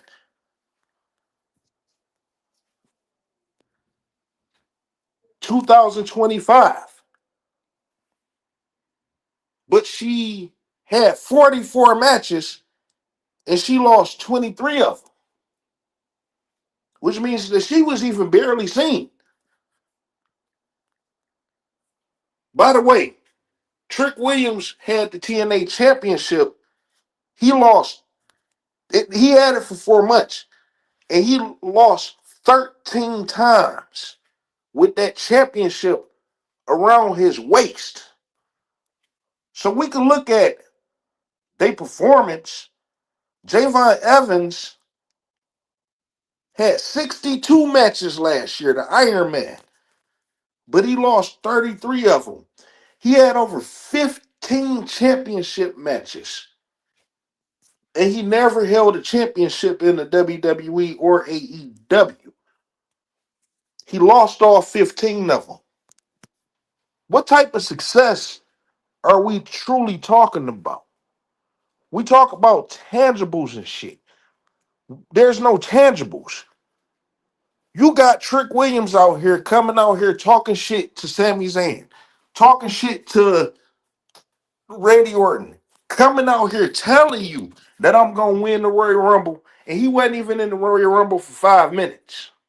Didn't do shit to stand out because you already featuring Negroes like Javon Evans and melanated people like Obafemi that you don't need to do too much with Trick tonight. We got our Negro fix. What type of genuine success is we talking about when Trick Williams is due to get bitched out by Randy Orton every time that they step in that ring together from here on out?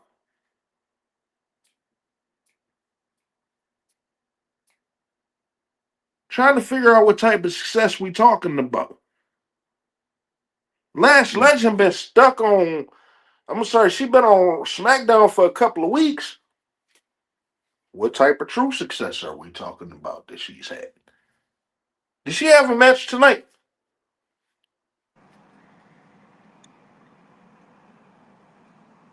Man, she probably did. But I'm thinking about Trick. You know, did he ever get his win back on Ricky Saints? No, he didn't. Because they let Ricky He Saints lost come to from him AEW, twice. right? You know, they let him come from AEW, break his foot off, and Trick's ass. And now look at him. He's going down the card, spiral.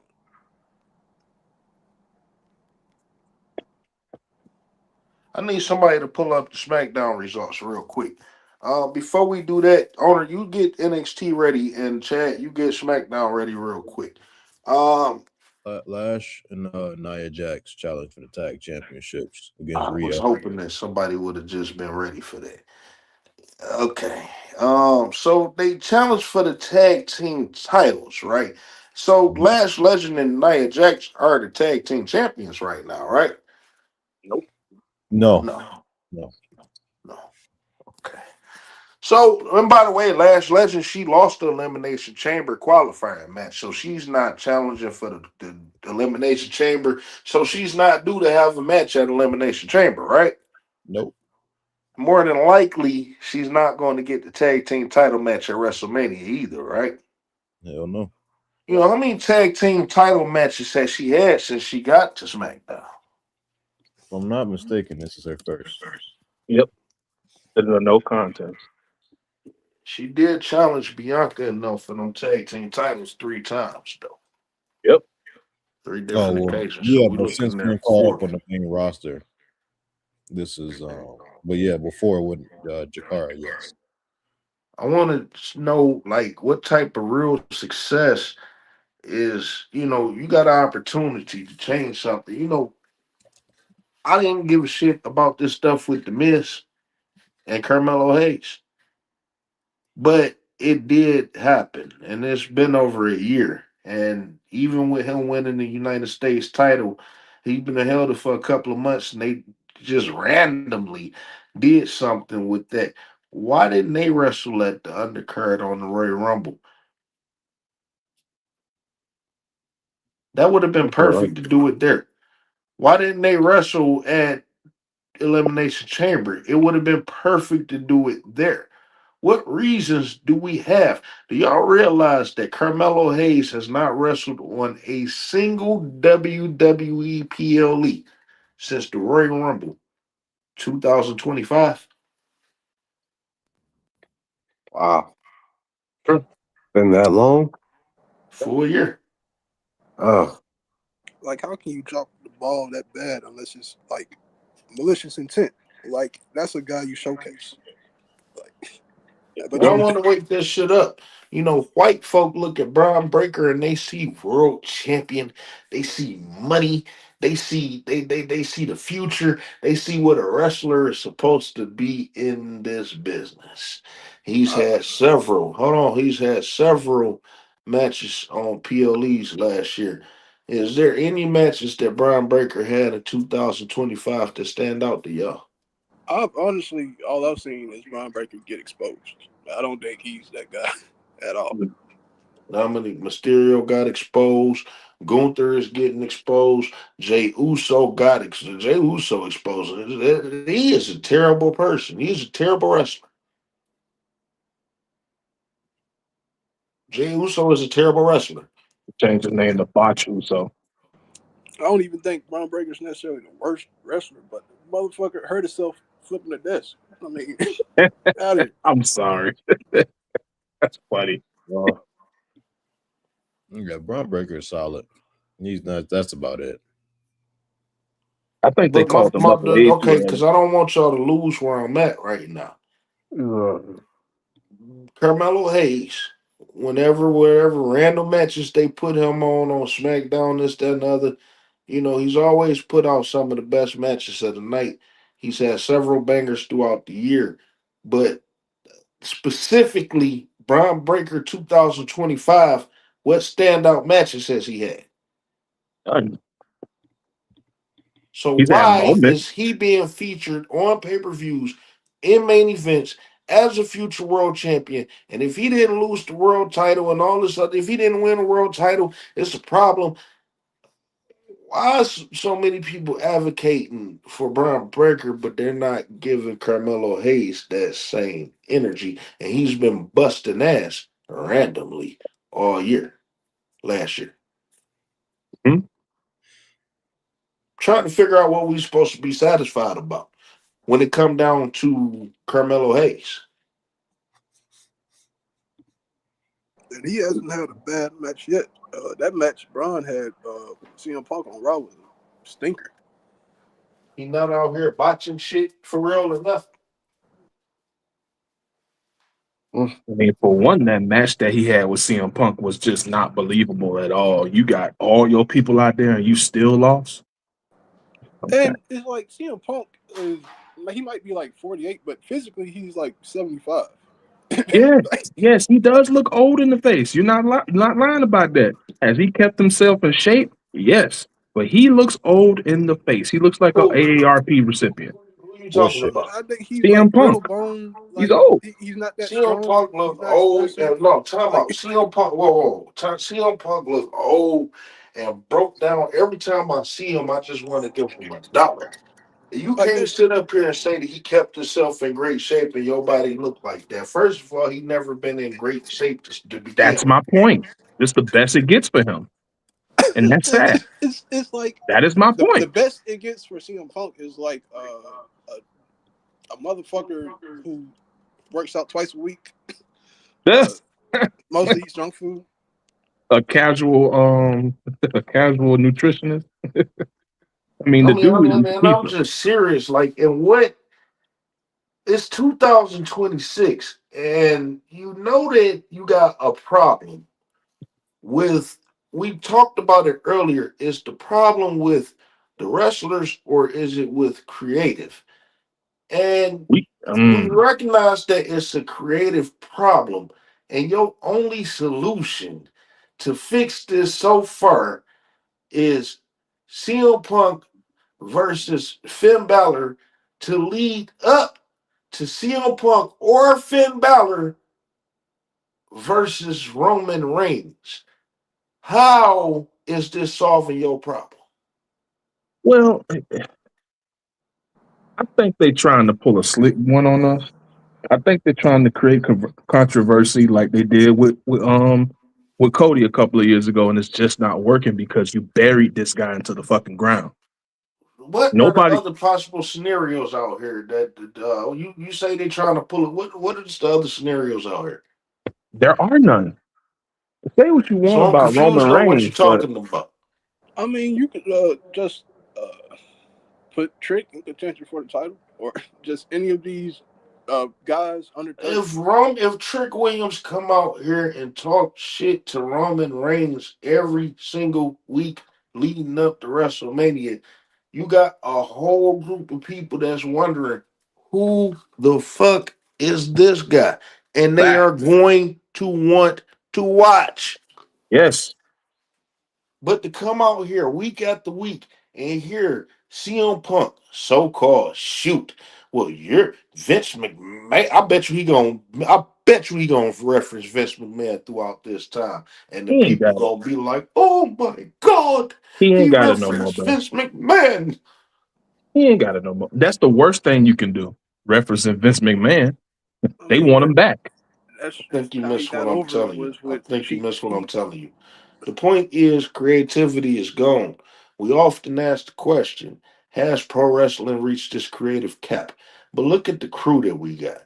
We got Triple H at the helm Mm, of Michael P.S. Hayes and Bruce Pritchard, Ed gotta go. Kowski, Ryan Ward, and and Eric Watts and like a host of other whites that just ain't doing shit.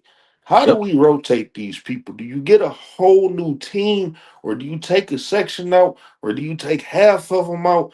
And how do you get out of this shit?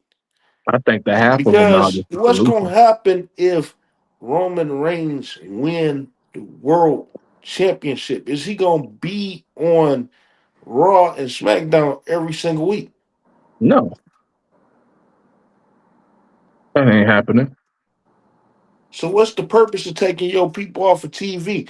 And then on top of that, if the stuff is going down with Braun Breaker and Seth Rollins and shit like that, I don't give a fuck about this stuff. Think about it. I want y'all to really think about this. After this stuff is over with Braun Breaker and Seth Rollins, who the hell do you want to see Seth Rollins face?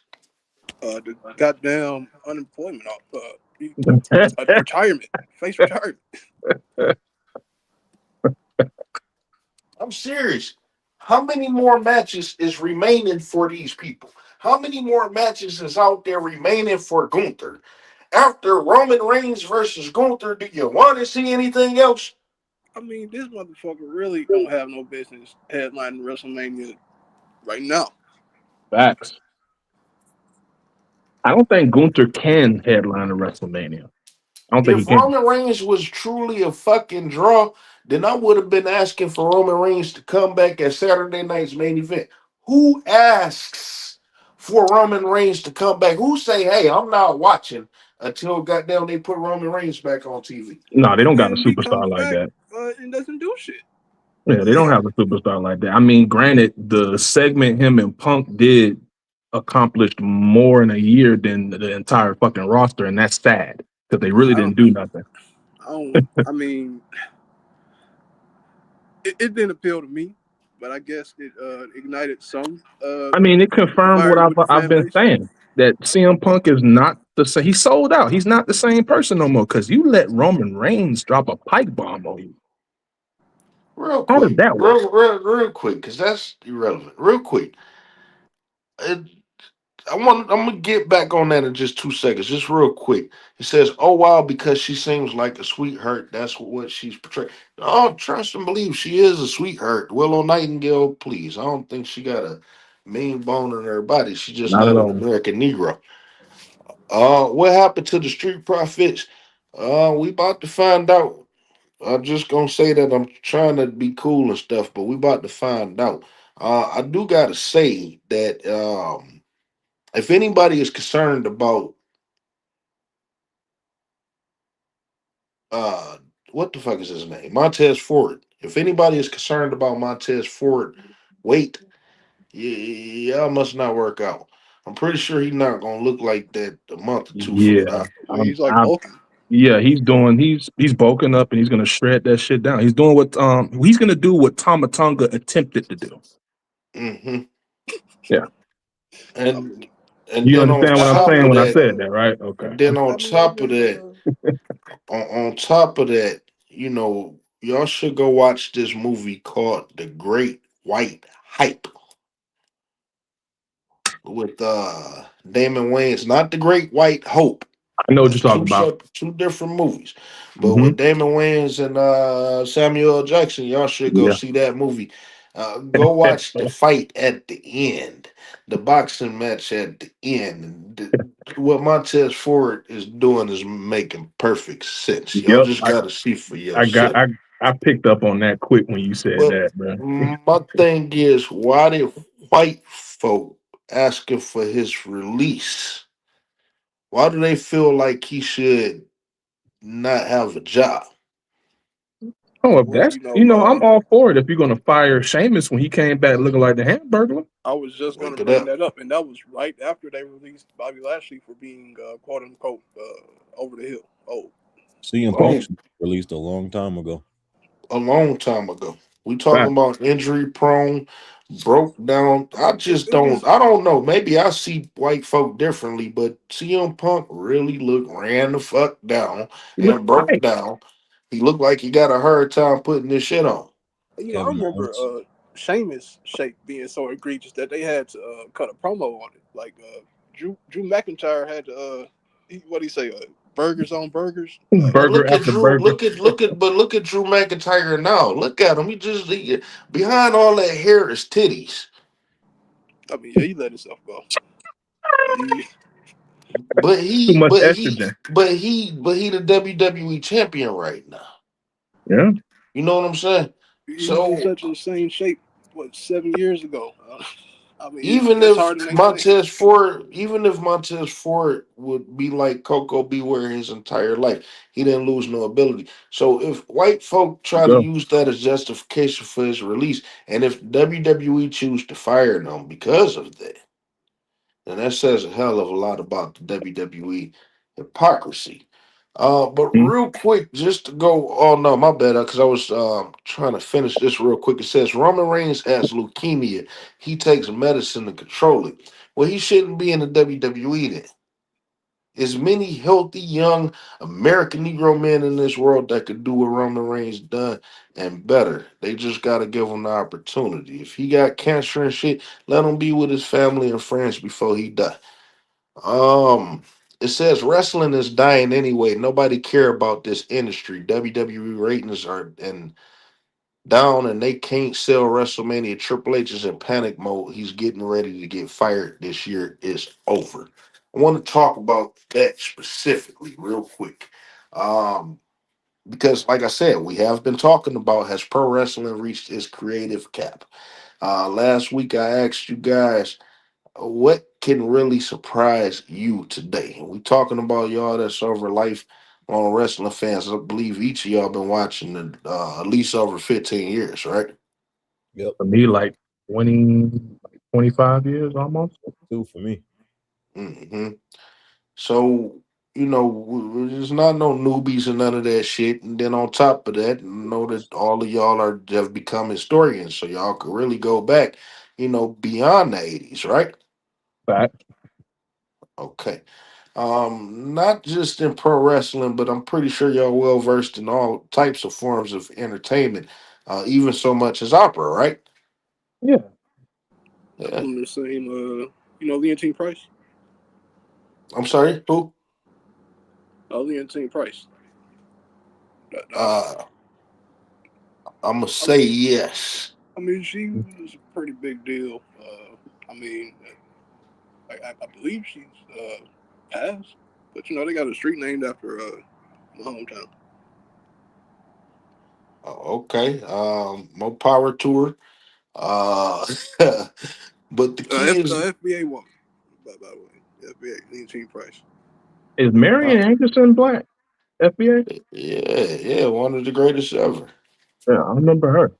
Yeah. Yeah, voice out this world. Oh yes. So my point is this. Oh, god damn it. Hold on. I don't y'all done lost my fucking self. What was the purpose of me bringing all that up? Oh, A no. versatile Y'all well versed. entertainer. Okay, I got it. Y'all well versed on all forms of entertainment. So when it come down to professional wrestling, again, just like we asked about certain people opponents, what is it remaining in professional wrestling that could pique your interest? I mean, You what is know, it that you truly, truly want to see?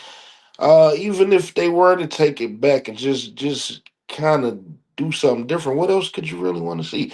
Do you believe that if they get rid of Triple H, that a whole new group of people could come in and just make wrestling pop?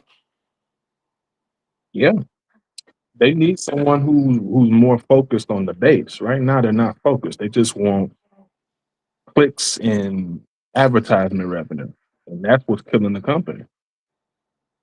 It's really killing the company because we did note that and wrestling throughout history, it's not just Vince McMahon.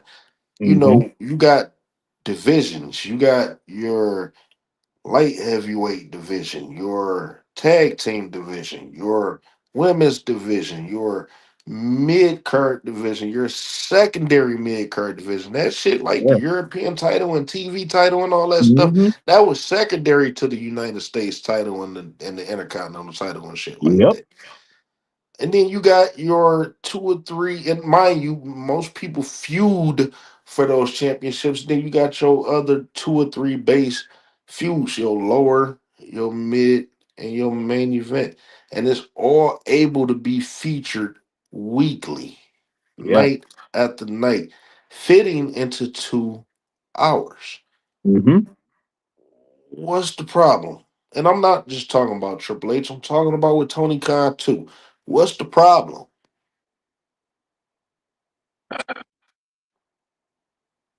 Why I can't think you you know make what? compelling television today? I think it needs. I hate to say this, but I think a company like the WWE and AEW, maybe they just have to fail. They are failing. No, I mean fail, like to the point where you can't get on that plane no more. I mean, we got to think about it like this. I don't know what the fuck people think Tony Khan money coming from. It's Hello. his investment. It's his investment. But the returns is coming from these TV deals. Same thing with the WWE. The bulk of the WWE money is not coming from ticket sales. Their Mm-mm. money is already in the bank. They got billions of dollars coming from multiple places. Mhm. So quality of matches and storylines and all this shit, it really don't matter if they never sell another motherfucking ticket for the rest of the year. Their money is already in the bank. Mhm. Think about it. They didn't lose during COVID by not having a live crowd. Oh, they actually prospered. So if they want to make it highlighted, a highlight league, how soon do you believe they just gonna do away with the crowd, period? Mm.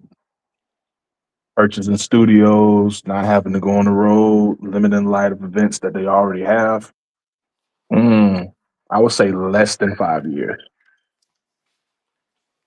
Because it's going to come to a point where they're going to have to cut costs dramatically.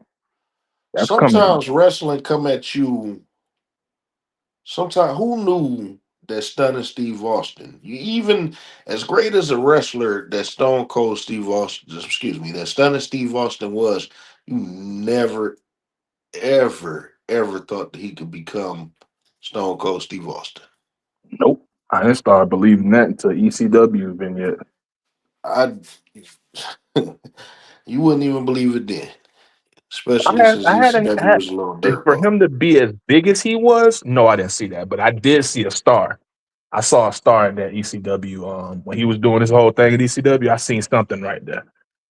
Yeah, I mean, But for him to be considered, he always had to start him. He always yeah, had to but for start him. him to be I'm just saying, considered the but you best, just the nah.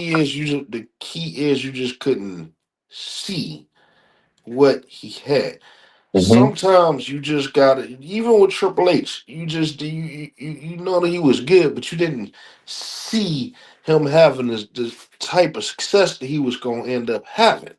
When he Never, was with Shawn Michaels, you didn't think that he was gonna be a 10, 15-time world champion and shit like that, right? never.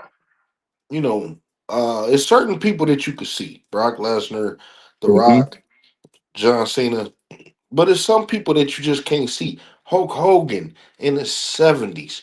You didn't see Hulk Hogan taking this business to a whole different level. You didn't see Bret Hart elevating this business for a little bit. You just didn't see it. So Yeah, that's how it happens sometimes. But you at the same time, these people you knew that these people had the potential to be great, right? You knew Austin had the potential to be great. You knew Hurt had the potential.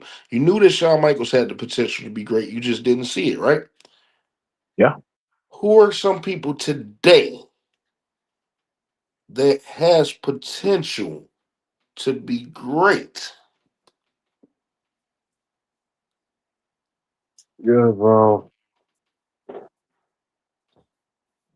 Shoot. I got the perfect answer too. I got the Yeah. perfect answer. But go ahead, Mike. You can use AEW people too. Y'all could go across AEW too, I got one in and mind you, AEW. they could. I don't. Matter of fact, I don't even want y'all to name Negroes. Let's talk about these whites. The first one that comes to mind, he's from AEW, is Kyle Fletcher. Okay. That's about it. I'm be honest with you. Well, that's the only one that I would want. Yeah, that for a dude to be a skinhead non-American coming out there in pink. I'm like, Anybody he want to can wrestle. comment? Anybody want to comment? Because I'm trying to figure out, you know, who today. We already know the first of all, the answer is nobody is going to Nobody. succeed. So no, listen, nobody is going to succeed so long as these creative writers in the WWE and AEW is still writing in AEW and the WWE. But if we talking about straight ability, who should be the one to take this business to the next level, and how could they do it? Who matches well on the mic and inside that ring and look good and got a respect for this business? I have to go with TW, Trick Williams. We don't know. He might take his first million and get the fuck on. I mean, if he gets let into Hollywood, yes. If Yo, Hollywood's like, yo, we need somebody to. That's why I say we got to get real with this shit. I'm talking about the passion of the business. And I also said don't mention Negroes.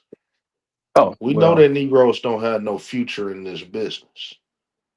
I can't think of nobody, HBK. When you say Anybody, passion, anybody down in the comment below. I'm trying to figure this out. We're going to show you how trash wrestling has become. I'm gonna have to head out.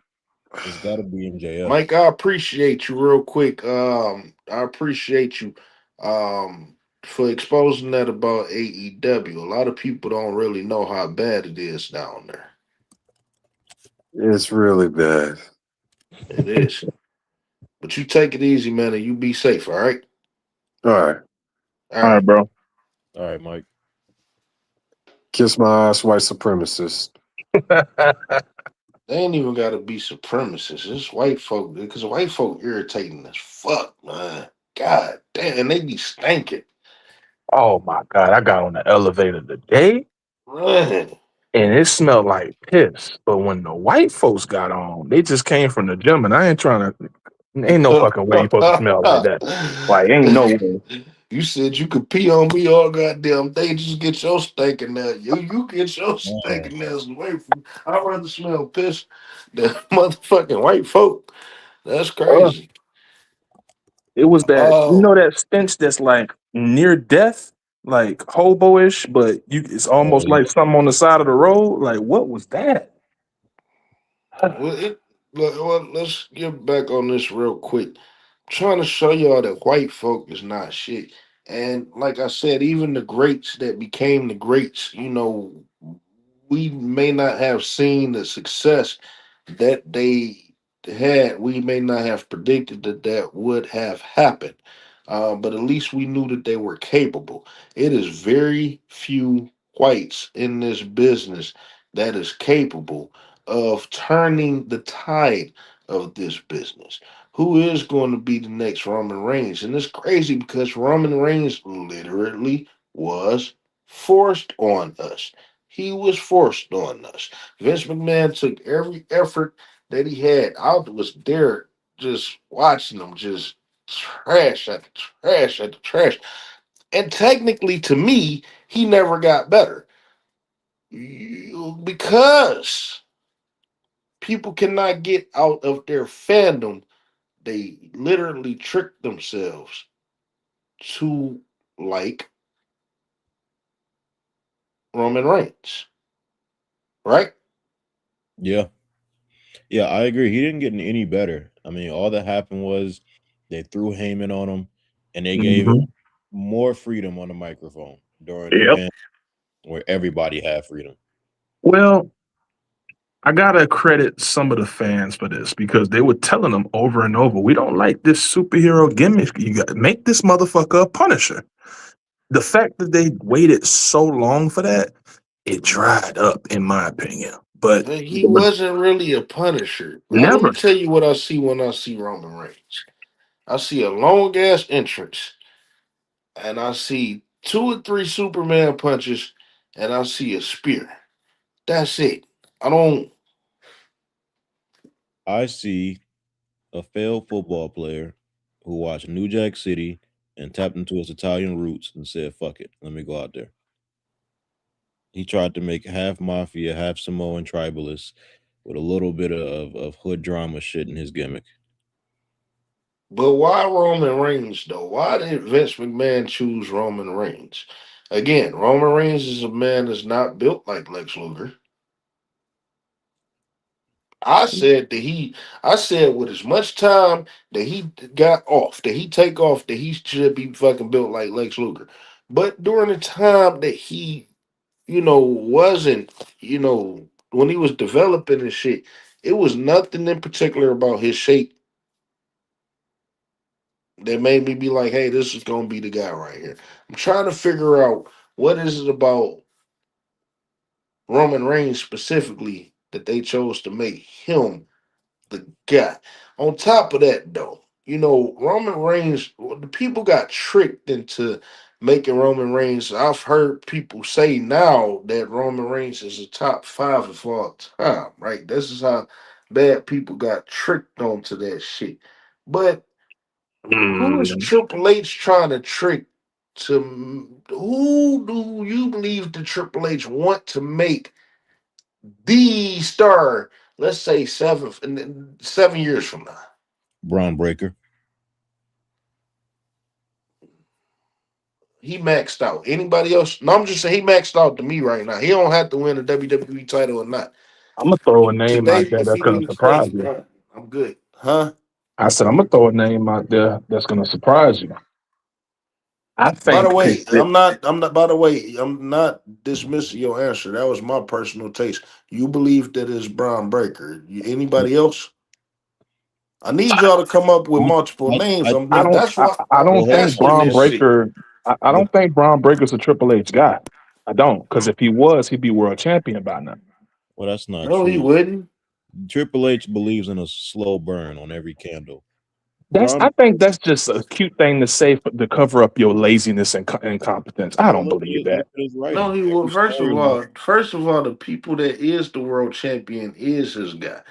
He put it on CM Punk for Yeah, to keep that little relationship cool. But other than that, his guys to held the world title, so he still got Brian Breaker up top, so he don't need to be the world champion. He know that he got that in the bag any fucking way. That's what I mean. Everybody So holds the title with Triple H for at least 200 days or so.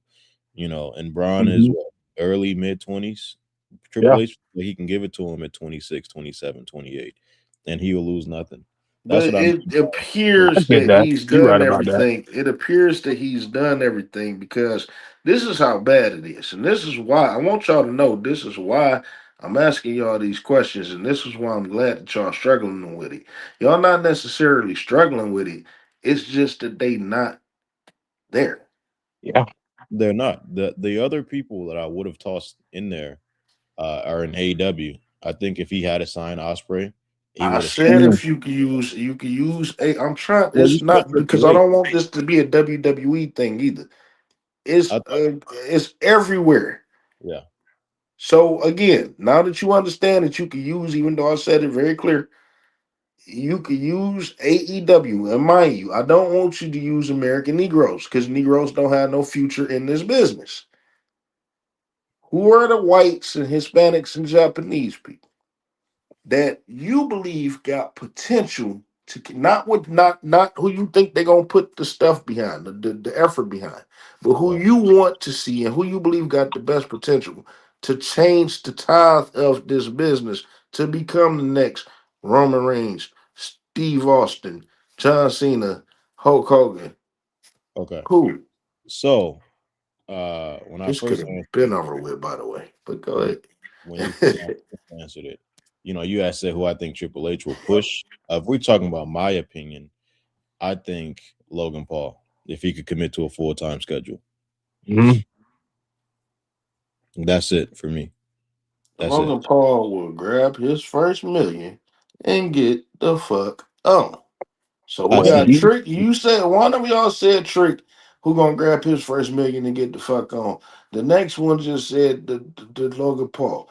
I said if he could commit to a But full time schedule. but if he could commit to that, I highly doubt that he will because he got potential to make tens of millions. I mean, he's been Um, showing up these past couple of weeks.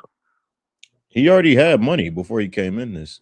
Yeah, last couple of weeks versus next couple of years. I mean, you know, this is the most consistent I've ever seen him on TV. a couple of weeks is. I mean, come on. That's like saying that Carmelo Hayes held the United States Championship for 2 months, so racism is over. Come on, Absolutely think not. about what you're saying. Let's think about this real Well, I quick. was just piggybacking on it because he said if he can When he commit to get his one, I first don't think he million, he can. gonna get to when he get that ultimate bag, which is not gonna come from the WWE, by the way. He's Hmm. gonna get the fuck on. I think Logan already has hundreds of M's in his account. But And if he's Logan gets an opportunity to become as big as Mr. Beast, he would throw two middle fingers to the WWE. that's true too. Well, see, this is why WWE did themselves in by going after these NIL people as opposed to, and then that's another thing too. This is another reason why you know wrestling may it's going to end up sucking really even worse Hmm? because they training these people from the ground up. They not getting these indie wrestlers no more. So There's a reason for you that. get these people that don't have no true passion for this business. If Triple H snap at Trick Williams and call him a nigger, this, that, and the other, Trick Williams won't hesitate to leave that business. You getting NIL people who don't have passion for pro wrestling. They Hmm. may gain some passion, but that's not 100% guaranteed. Well, the only quote unquote blue chipper with a real passion for this business is Gunther. He old and he on his way out the door.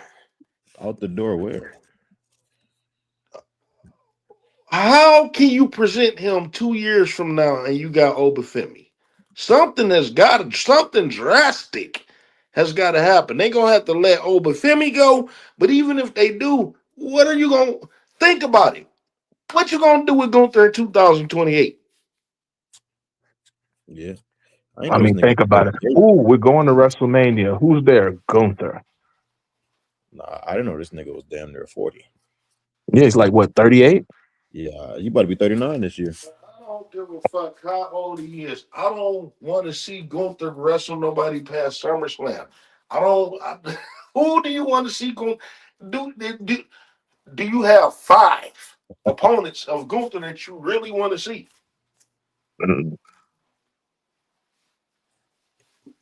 That sometimes you just got to look at it like that. Yeah, and that's supposed to be a diabolical hill.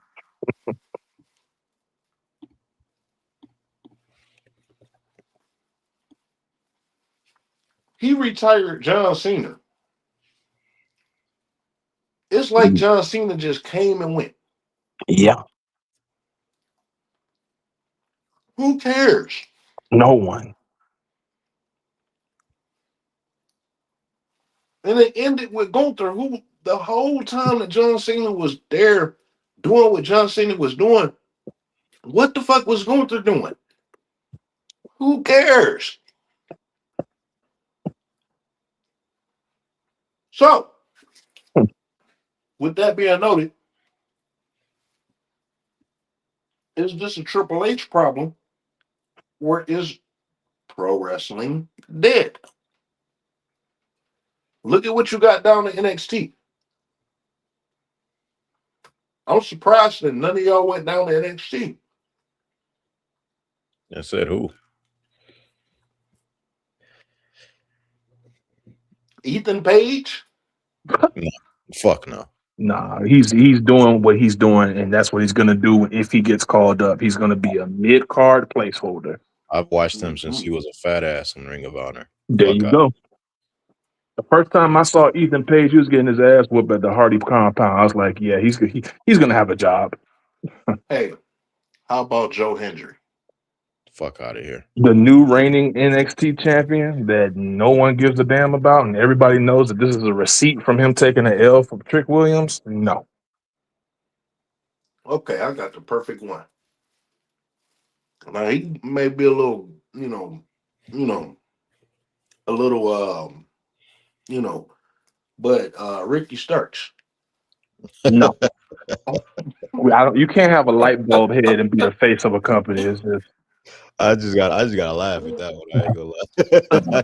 and this heel run is so cringe. I'm like, nah, this ain't it, buddy. Man, I can't wait to because they fired Wesley because his heel run was ass. So Did that nigga have a button down crop top? No. look, we can't talk about these type of people like that no more. We have to learn how to accept these people. Becker Tom Ron put the hit out. Oh man. I bit my fucking lip, bro. Look.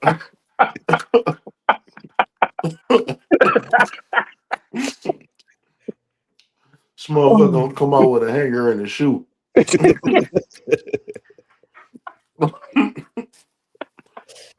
Coward. On a Tuesday. You know why? The Pecker Time Ride. It's Valentine's Day, so we know what you doing tonight. For real.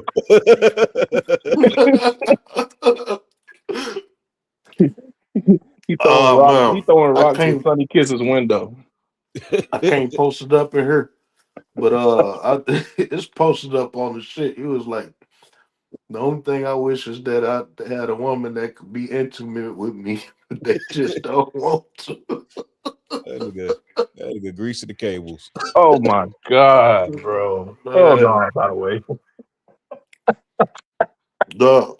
Oh, man. To all of the lonely people out there that ain't got shit to do after this live stream, check out the Pecker Town Ryan series, the special school bus series, though. Look at that shit. So you can see this motherfucker on full display. I'm about to get ready to cut it real quick. We will be back giving something catastrophic. We'll be back for a live viewing of WWE Elimination Chamber. I do want to note something about that. We are on a pay-per-view watch for Carmelo Hayes. This is going to be the third PLE of the year of 2026. And Carmelo Hayes has not appeared on a single one this year. To break it down even further, Carmelo Hayes has not wrestled on the PLE since the Royal Rumble 2026. He didn't even wrestle at WrestleMania last year. So we just still on count. We still counting to see how long this streak is going to continue. However, who did I ask for the SmackDown results? I got it. Can I get an American Negro update on SmackDown? Yep. All right. So tonight on SmackDown. Damn, I just lost it. Okay, bet. So tonight on SmackDown, I call this episode the No Checks Cleared episode.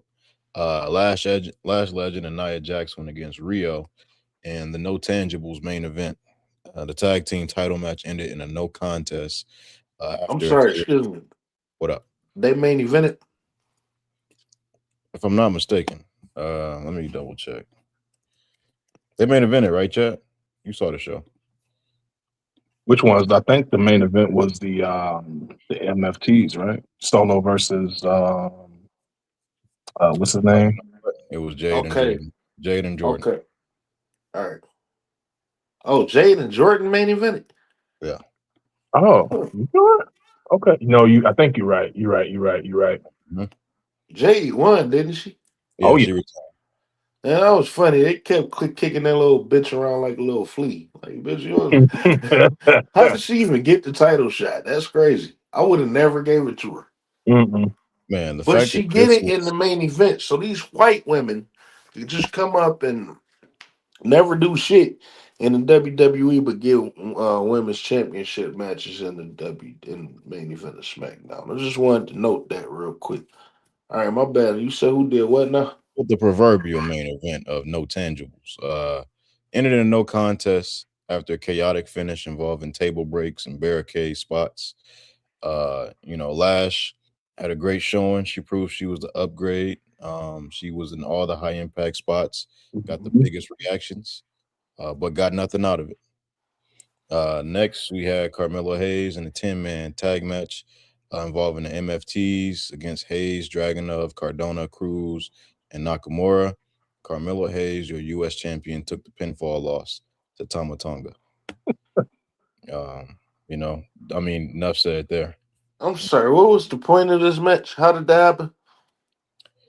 The point of this match was really is just to elevate the Tongan Samoan storyline. Okay, but how did Carmelo Hayes get involved? So he about to get a U.S. title match or some shit? I think that's what they're building That's up the for. direction they're going into, yeah. So do it look like it's Solo versus him, or is it the Tonga? It'll probably be Tonga. Tonga because the whole thing is the U.S. title scene is being subsumed by the MFT vortex. In the same way that they're trying to hold the tag title scene hostage. And I think they're holding the tag team titles under the Freebird rule, right? Yeah. I thought so. It'll be Tama Tonga. I don't care. And see, I don't care. Because it's like the U.S. title. It's like they don't make you care about people like Solo Sikoa because I've seen him lose. I don't think I ever seen him win a match ever. And whether he has or whether he hasn't, this is the presentation that they put on for him. You're supposed to be elevated over Jacob Fatu. And it appears that Jacob Fatu may be in the WWE title match or something. I don't. And you know what? He's the one that took Roman's spot as the leader of the bloodline and took a step back. But he's the one that instigated the whole. When he lost to Roman Reigns on Raw, whenever they had that match on Raw last year or some shit, that was it. Yeah, that was it. Mm-hmm. It's a must-win match if you want to get that character over.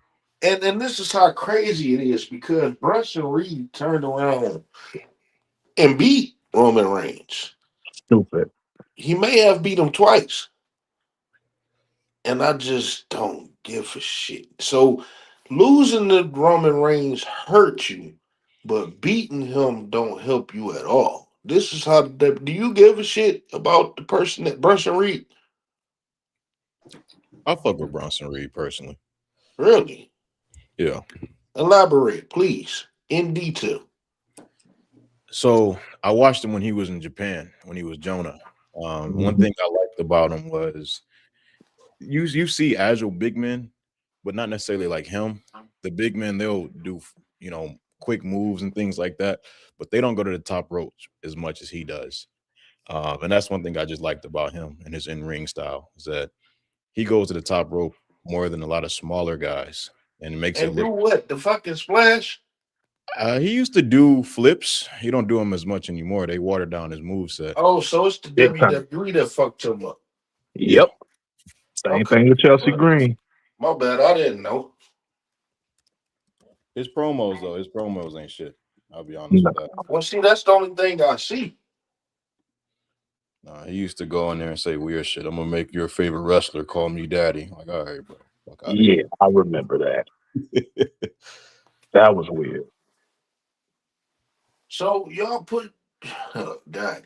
So did you believe that, Bronson Reed beyond booking got a future into this business? Not at 37, 38. It's too late. It's too late. Yeah, I was gonna say Bronson Reed, Tama Tonga beating Carmelo makes no sense. I mean, we're talking about motherfuckers who've done everything that they are going to do in wrestling. Like, they have hit their cap. Like, there's no world championship reign for Bronson Reed or Tama Tonga for that matter. Like, there's no their job now in wrestling is to put new guys over. That's what they should be doing. I mean, You I had mean, him that's hurt what I'm several. saying. Like Solo Sikoa, I've seen you be unsuccessful so many times to where, and see, I want y'all to notice the difference. Solo Sikoa been losing, but we talked about how bad Trick Williams was losing earlier last year, and Javon Evans how bad he was losing, and Last Legend how bad they was losing and stuff. But their individual performances make it seem like they not losing at all, right? Mhm. That's the illusion. We only bringing this out because we're wrestling with racism, but their performances is standing out, and it makes them shine above the rest. This is their natural thing. As to where Bronson Reed is being booked, I mean, I'm sorry, Solo Sikoa is being booked like shit, but his performances still don't stand out.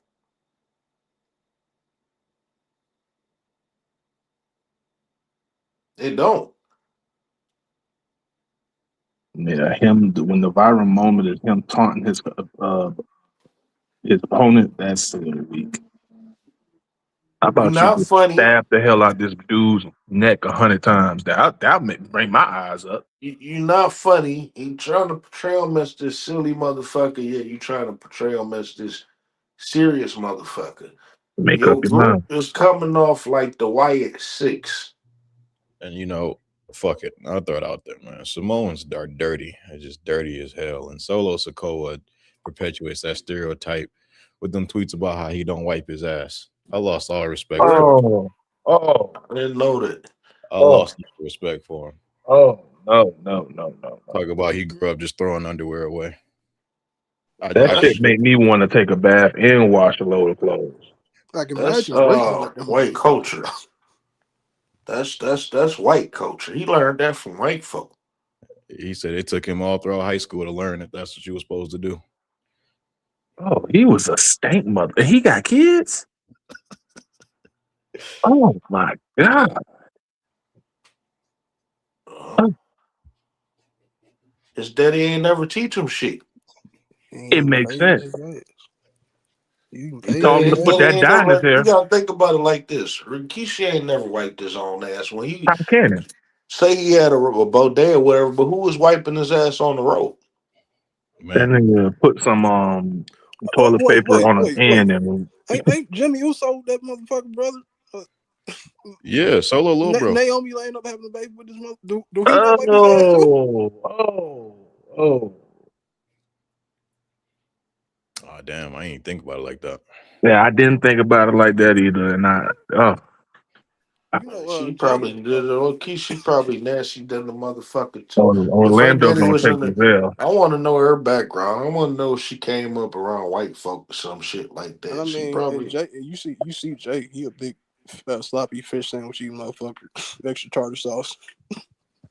Man, he's starting to look like Dominic Mysterio to me. You What? Jay see, Uso you see got what a. he did? They got Oh, a. okay. Jay Uso. I don't. That's what I'm saying. WWE got a mix of people who I don't care to see wrestle ever again. And then they got people who I just don't see being the future of wrestling no more. There's no stars. And there's nobody that's going to draw to the casuals and be the next big star. I still don't even think that nobody talk about Roman Reigns the way they talked about Stone Cold Steve Austin. What's this? It's just levels to this shit. And I just don't think that in Triple H don't have the ability to get nobody there. And we know this, man. Triple H really, if Triple H truly loved this business, because we recognize that the money is automatic.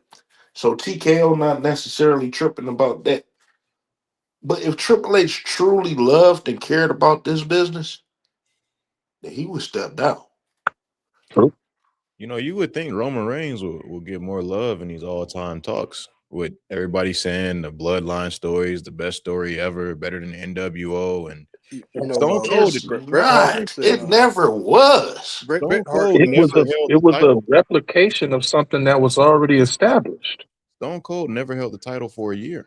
I don't even I think mean, he held it 9 months. Roman Reigns. Let me tell you is- something. The last few WWE shows that I went to when the bloodline was strong Mm. was just a bunch of fucking promos. I don't know how the hell we got stuck with the promos, but then we'll get a dark match at the end where Roman's just standing there and the Usos just having a regular Uso match or some shit. It's just what are y'all offering? They nothing. I mean, Bret Hart said, the problem with the business is you got a lot of motherfuckers who are acting like wrestlers, and I think Mm. Roman Reigns is the epitome of that. He acts like a wrestler. All these niggas got 1 foot out the door. Can you name me a single person on that roster? Here's the question though. You say that they got that. Here's the question. They all got 1 foot out the door. But how in the fuck is they gonna get out of there? How is CM Punk gonna go? How is Seth Rollins gonna go? How is Gunther gonna go? How is Roman Reigns gonna go? How is Randy Orton gonna go? I mean, How and when?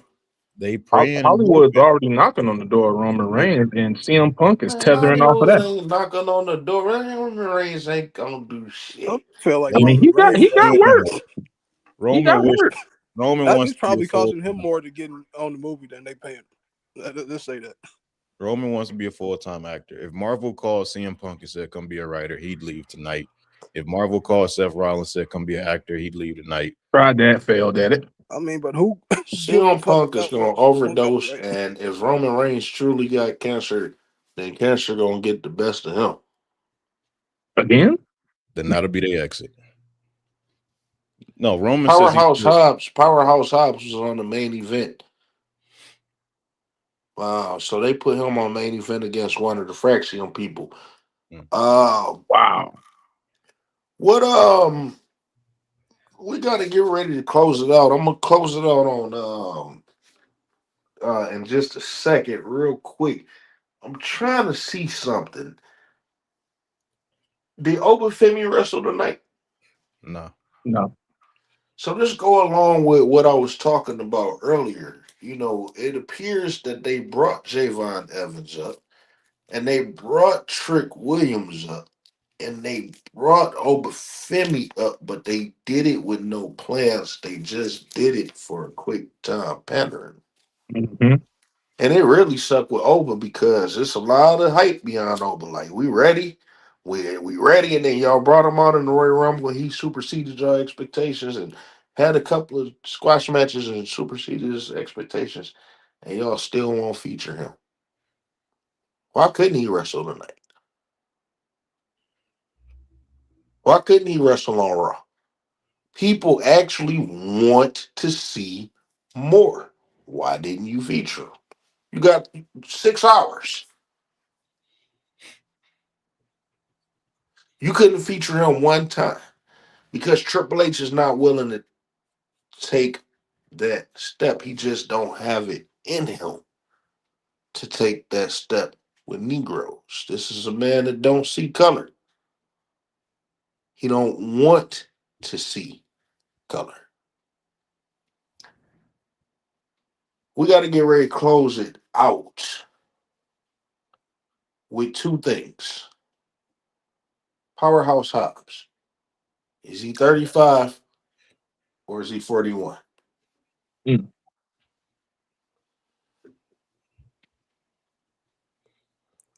know, It shouldn't matter, should it? that was my question. I was like, why does it matter? It And shouldn't matter. especially, Then why does again, it why matter? do Negroes feel like they have to lie too? Boogeyman was Marty. Somebody was 40 something that he had to lie because you could look at these Negroes and just see that they is everything that you need and everything that you should want, but then you find any little excuse to just say fuck them. You know what I'm saying? We couldn't be shit in our 30s, but we still in great shape in our 40s. But we still gotta lie because you won't accept us in our 40s as we are. Rey Mysterio is 50 something years old and he can still perform. So I don't give a shit if he wrestle or not. And so long as he still got the ability. What Negro loses ability after they 40s? If they None. make it. None. And what pisses me off about that shit is y'all let this fucking drunk ass Samoan Jey Uso win a Hmm. Royal Rumble at 40. Just Yeah, start. Let him yeah, start his singles career at 40. yeah. And And there's and no issue behind that. You can eat to that, right? He can everybody's win the title crying, at WrestleMania, right? everybody crying and begging on Yeah, their hands and submission. knees for LA Knight to win a title. And he's what, 40, 41? Yeah. They begging for it on their knees.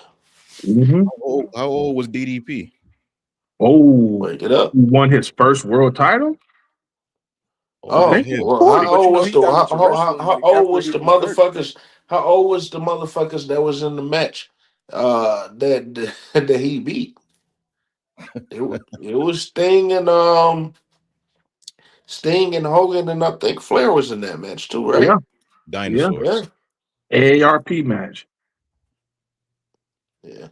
So white folk got excuses, you know. Montez Ford got fat, but they love them some Adrian Adonis. Hmm. Uh, you know, Yokozuna is like none other, right? Uh, Peaked at 800 pounds, something like that.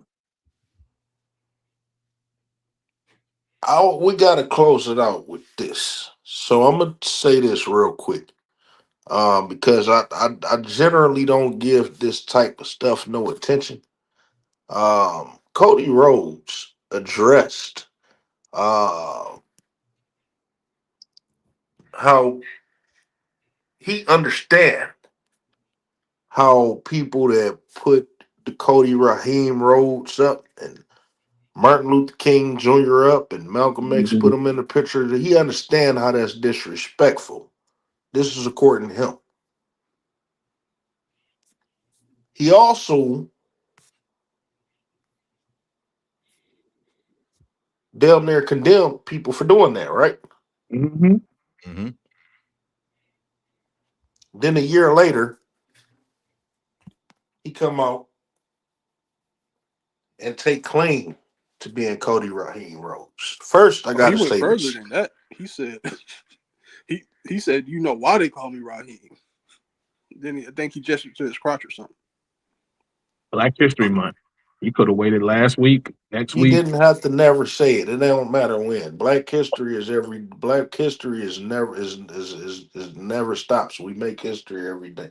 I'm That only speaking through the eyes of a white person in that that sense. Raheem line was a pause in so many ways. And It First was of all, I cringe. gotta say this. I gotta say this. I gotta say this. Brandy Rhodes, a bed witch. Beat him to it. I have no respect for Brandy Rhodes. None whatsoever. None whatsoever. So they could get in that accident together. But you know, I gotta say this, because there's really not much I could say about this Cody Rhodes situation. White folk and tethers and handkerchief head pecker Tom Negroes are always gonna keep this up.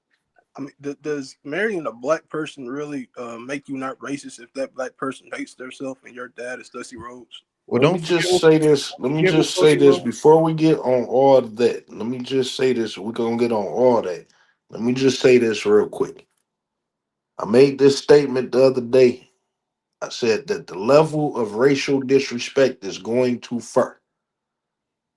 So I haven't spoken on this because I've been real busy these last couple of weeks. But I also noted that there's really nothing to say because I expected this. But I do have a question for Cody Rhodes, and I tagged him in this. I said, if your daughter wind up dead, do we blame Cody Runnels or do we blame Raheem? It's a great question. How bad do you want to be Raheem? Would you let your daughter date Raheem Jr.? Let's start with that.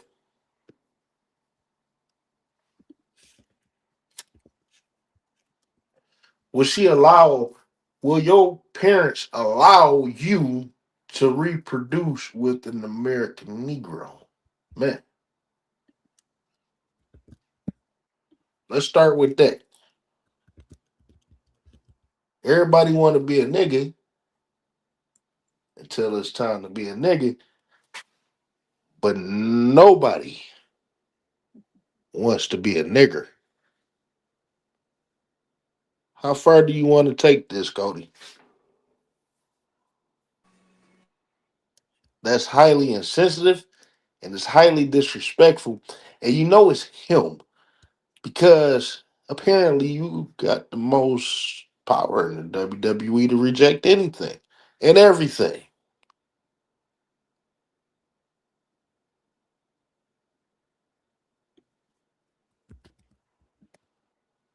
White folk gonna keep up with that shit.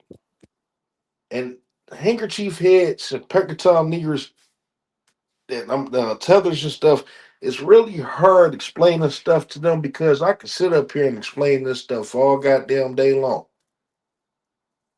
But they won't, they don't feel it.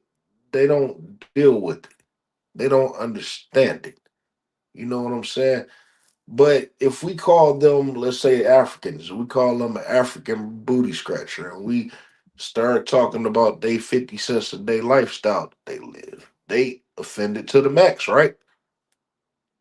Because they don't like stereotypes.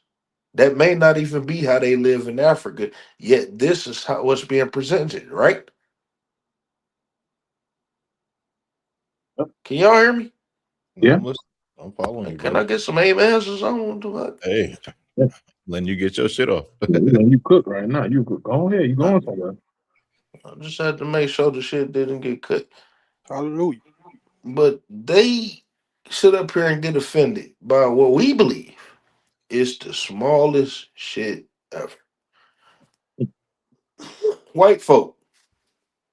White folk get offended by every goddamn thing. I'm the biggest racist in the world because I called. Y'all ready for this? Yep.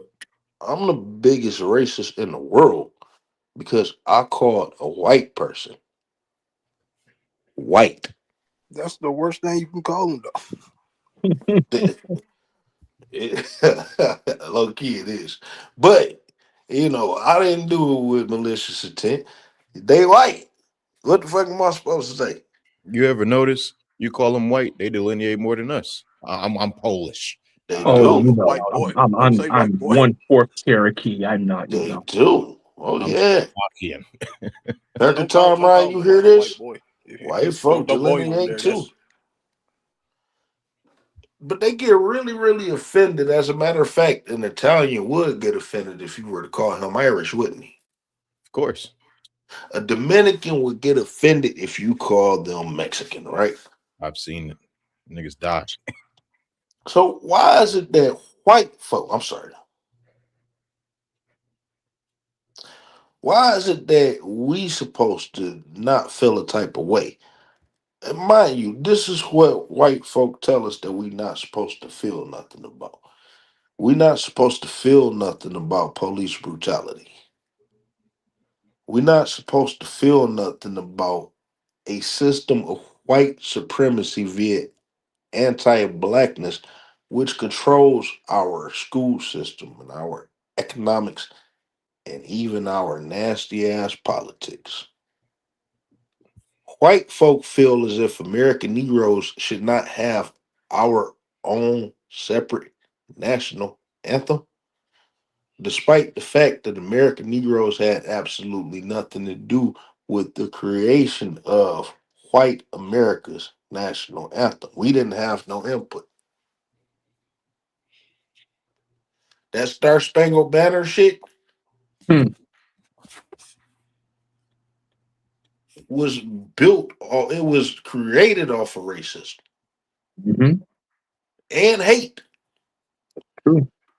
The funny part about that is American Negroes throughout history performed those two particular songs greater than anybody else.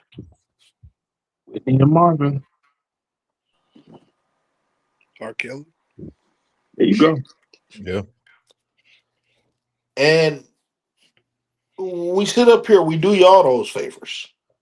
Bring a tear to your eye, make you bring your flag out and wave your flag with pride and all this other different shit. Mind you, Hispanics could come to America and have all types of Hispanic pride. They don't get put down for that. Asians could come here and have all types of Asian pride. They don't get put down for that. Caribbeans could do the same. The Africans could do the same. Um, Middle Eastern people could come over here and do the same. But American Negroes are racist for wanting to celebrate our culture and our heritage and what we brought to this country, which is something that everybody wants to steal.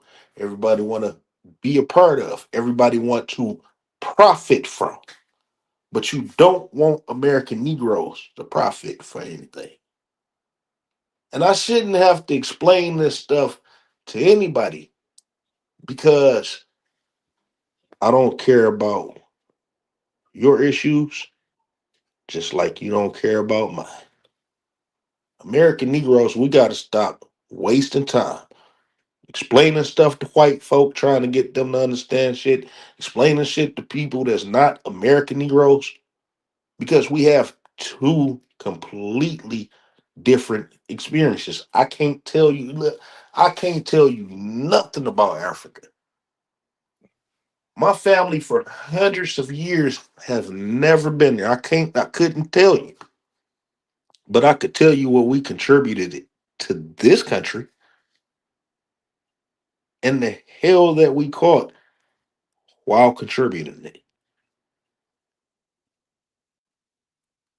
It's not about what you understand and what you don't understand because y'all can't help us with our issues and we can't help you with yours. Hispanics, y'all on y'all own in regards to this ICE situation. And I say Hispanics because they not deporting these Asians. They not deporting these immigrant whites. They haven't touched a single white. But y'all on y'all own.